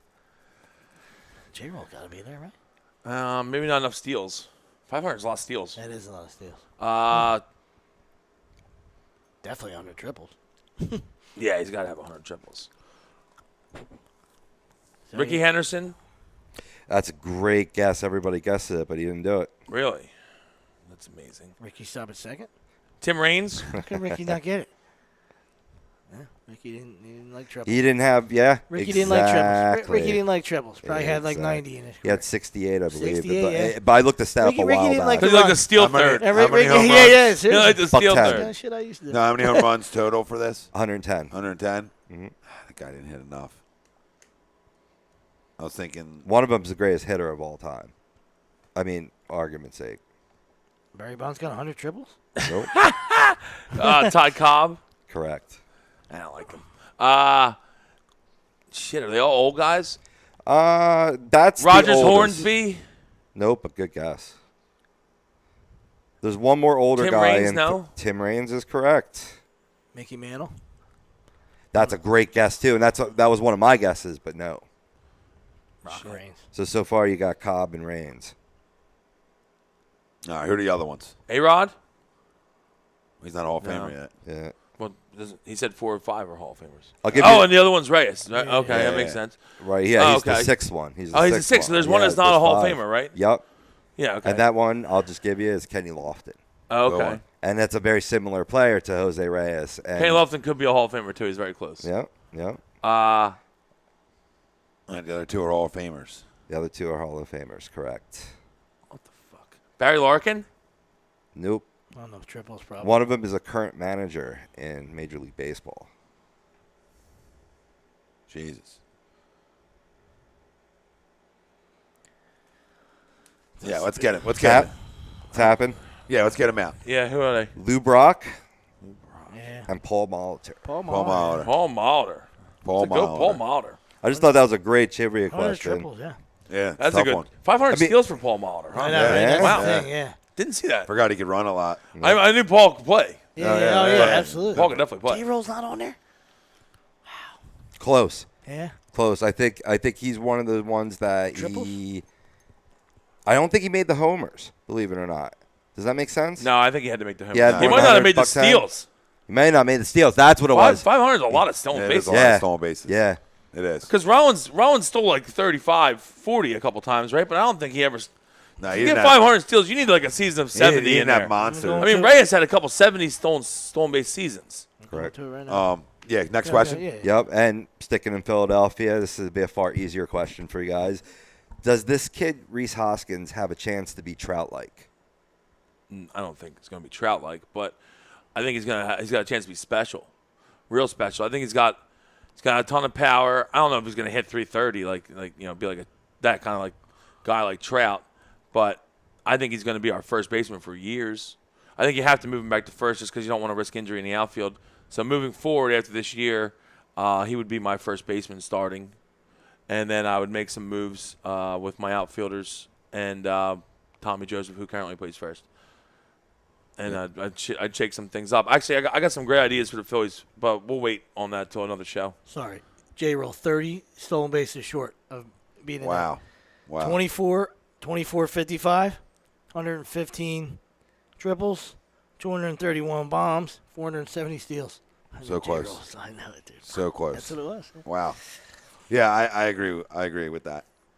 He's special. Not it's tough to be the best player in the league. Yeah, special. it's tough. You It's don't tough do to enough to do that. It's tough to compare him to guys that come up at 19 But- because they're these out of world talents. But I think that he has a All-star high capabilities. ceiling. He Yeah. has a very high ceiling. Real chance to be a consistent All-Star every year. And Could be a guy that hits you 35 to 40 Yeah, I bombs was a just year. gonna say, I mean, if you he's know, in the 40 range, and now he's you're batting talking around about- 300. Like How's his legs? Speed. he's not a speed guy. No, I first think he baseman. moves okay for his size. for a but first baseman. Would he moves get you good. like 10 a year, 10 bags a year? I don't think he's going to steal bags. No, maybe no. catch you a couple. Gotcha. But he's not more of built a for power that. hitter, run producer guy that's going to be in the future, like in the middle of your lineup type guy. Hopefully for a 10 spot. Yep. You know, that's what I'm hoping. Grooves. Right with you. Yeah, he's never going to hit like 330. You know, and I that's wouldn't where- expect it. That's where those guys. That's how you become the best player in the league. You know, Trouty does it all. When it was Cabrera, Cabrera's going to hit 340. with 40 homers, driving 130. Yeah. You know, I mean, when it's those guys, if you're a Harper guy, he's.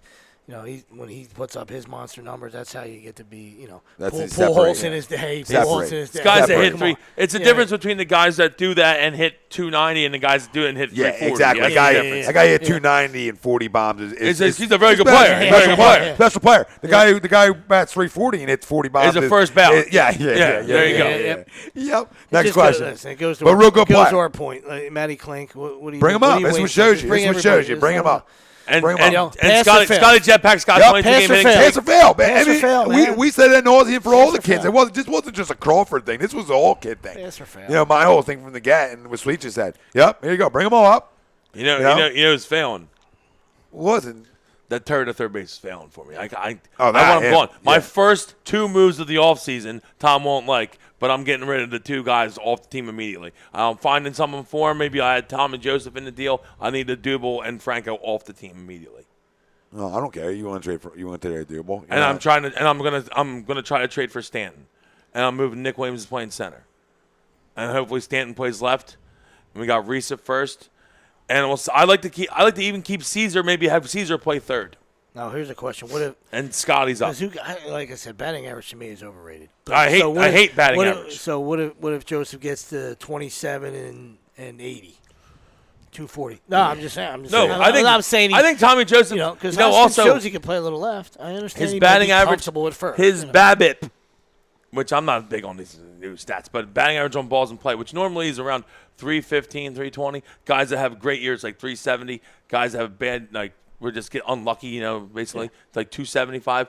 I'm pretty sure that Tommy Joseph right now is like 281. So he actually should be batting higher than he is on a normal year, an average year. So I don't dislike Tommy Joseph. I think he can play in this league. I'm just throwing it out there. I'm saying 27. Like say he's got to get there. I'm just saying if he's 27 and 80, I think pretty good in the big. I think he's reached his ceiling. I think his ceiling is about 260, 25, and 90 is about his ceiling, and I think that Reese is much higher. And I want Reese at first base. Yeah, but this is why you bring kids up, because now he gives you pieces like you just talked about. If it isn't for Stanton for an arm, package some of these guys that you just spoke about and go get yourself an arm. Or I still probably offer Machado big money too, because we have the money. I think you got to, because like months ago we were talking about having gotta surplus bring of one arms. guy in. Yeah. We're talking about having a surplus of arms.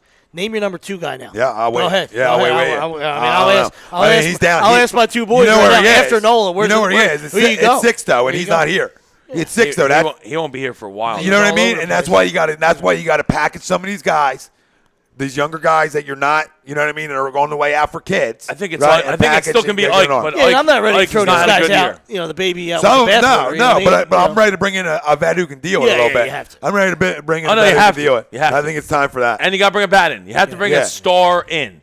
I don't care if you trade for Stanton, which he'll be available because he's always available. The Marlins are that way. Because you can pay the money to make him available. And they have a huge thing. But with Jeets involved now, though, I don't know. I'll buy a bunch of people. No, I'm saying. Oh, with Jeter there? Usually the Marlins were a turnstile. I agree with you, but now with Jeets there, I still think they. When you're taking $3 million off, I think for the price is right. $300 million off your books, it cleans it up. Price is right. You can get them. Yeah, of course. And you don't have to pay as much for them because you're taking the contract on, so you won't have to give up as much. Hey, you want a little extra money in the pocket to leave for the gift baskets for the ladies? I still throw a shit ton of money at Machado and see if he signs.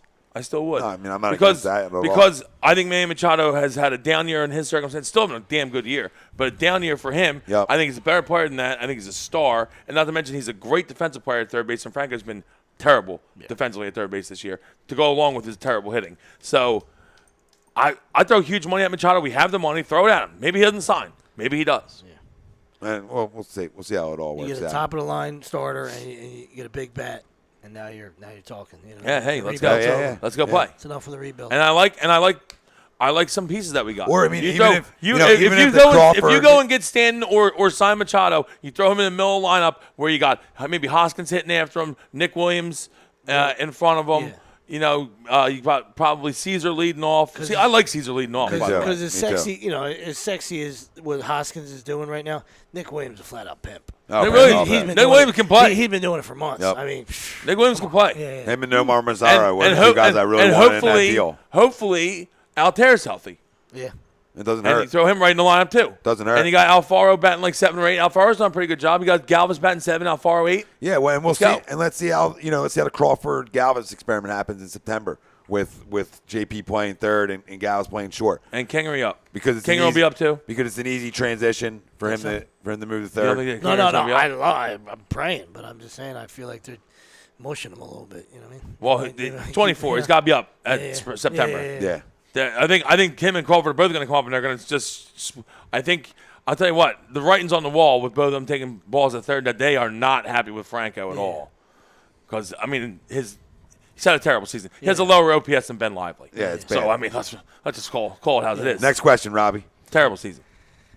Our Philadelphia Flyers were deemed to have the #1 farm system in the NHL. Is now the time to start dressing the kids, or will Hexie continue to make us wait? Some of them better be up. I'll tell you that.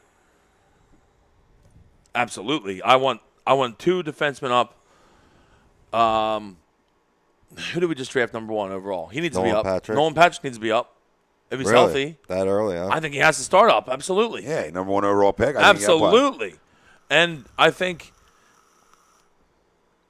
oh my God, a couple of the names aren't coming to me right now, but I want Morin up. Yo, absolutely. Same, Moran. I want Sanheim up. Mm-hmm. Like, I want all these guys up. Yeah, you got to bring them. It's the same thing for any sport. First off, our best fucking player, it might be 20. So, like, Provorov might be our best player. Yeah. And he already showed it. So let's get these other guys up. Let's start letting them get some chemistry you might together. get another best player. Get some chemistry together. You know what I mean? You might get another best player. You don't know what you're going to get in the gift bag. Yeah, you know what I mean? You don't know. That's the great thing about them. When you bring the kids up, Sweep said it earlier, pass or fail. You find out real quick. Let them get some Can chemistry, you and then make you it got the level or not. I'm just asking because it's confusing what they're doing as an organization. Because then you go out and you sign a Brian Elliott, an aging netminder, and not allowing some of the young pups on the goaltending side. Think about yeah, that. they're not going to let them come up yet, though. Yeah, I mean, you're solidifying your back end a little bit with a vet. I'm hoping that what's the kid that's like kind of our hopefully goalie in waiting is about 2 years out, 3 years out. Carter Hart. Yep. Yeah. Which maybe we're just trying to stopgap to him. I'd like to see the big kid play a little bit though. But if you're not at the top, and this goes for any of the sports, like if you're not at the top perennially, you know, why not rip the Band-Aid off? You know, what I mean, that's what you got to do. You know, like it's one. You know, like I said, if you're there in the top 5 every year in your respective sport, then you can keep plugging in veterans when you got to do it and making trades or whatever, and that's fine. But if you're going to be down here, or you're going to be in the middle, or you're going to be down here, let the guys play. For all the four sports. I'll be honest with you.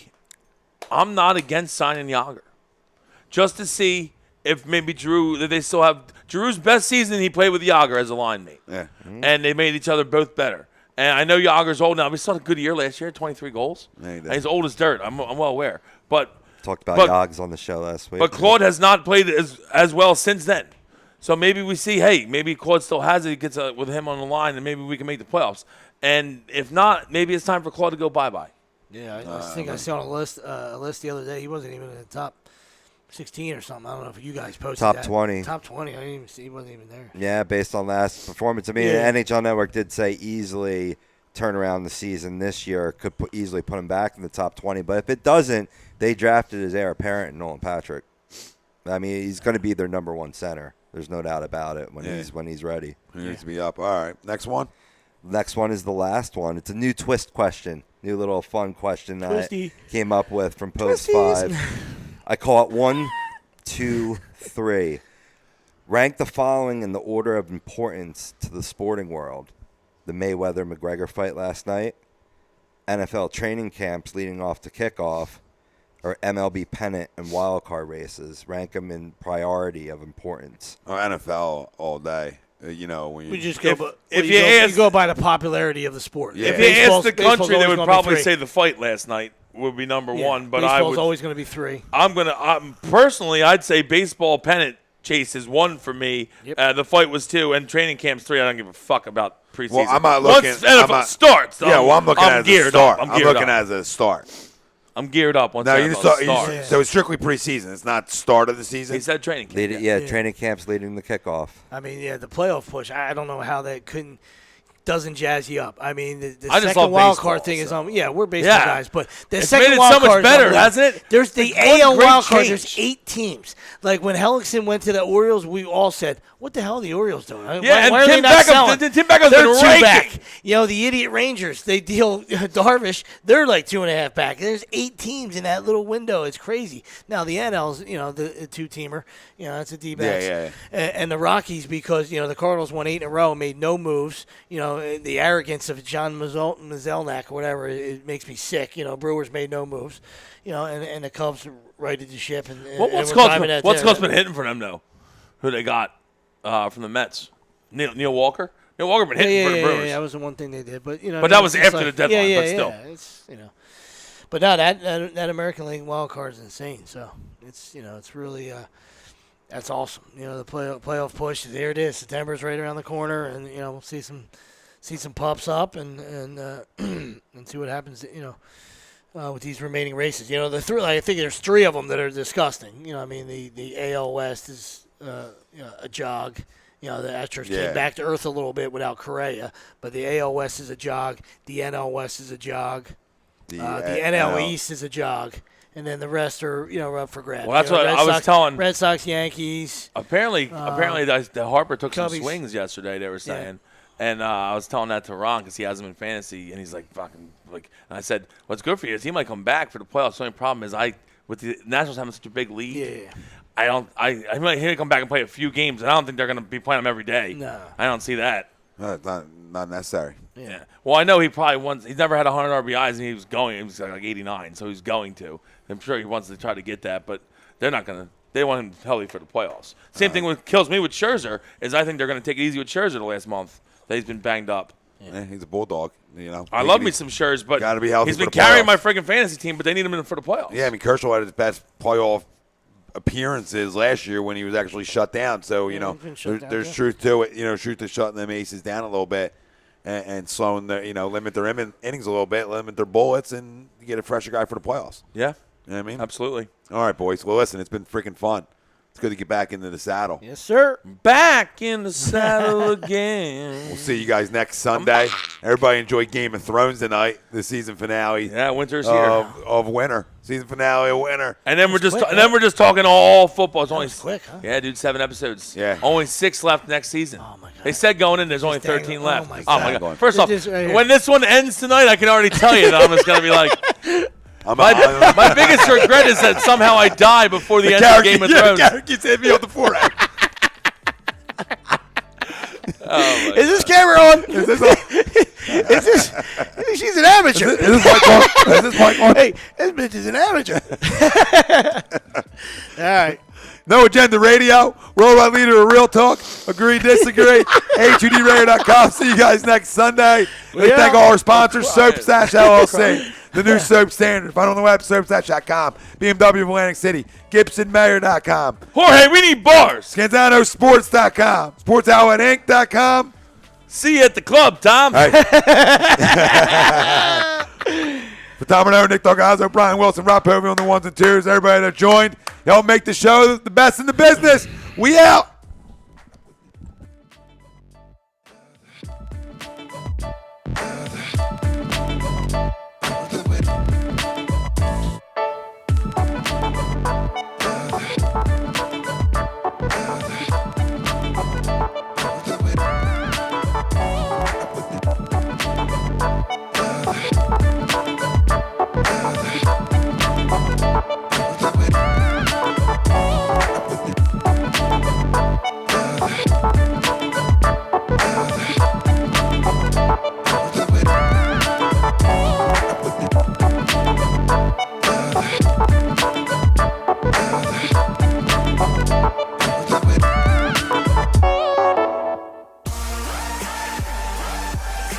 Tom Arnone, No, it's call-out time.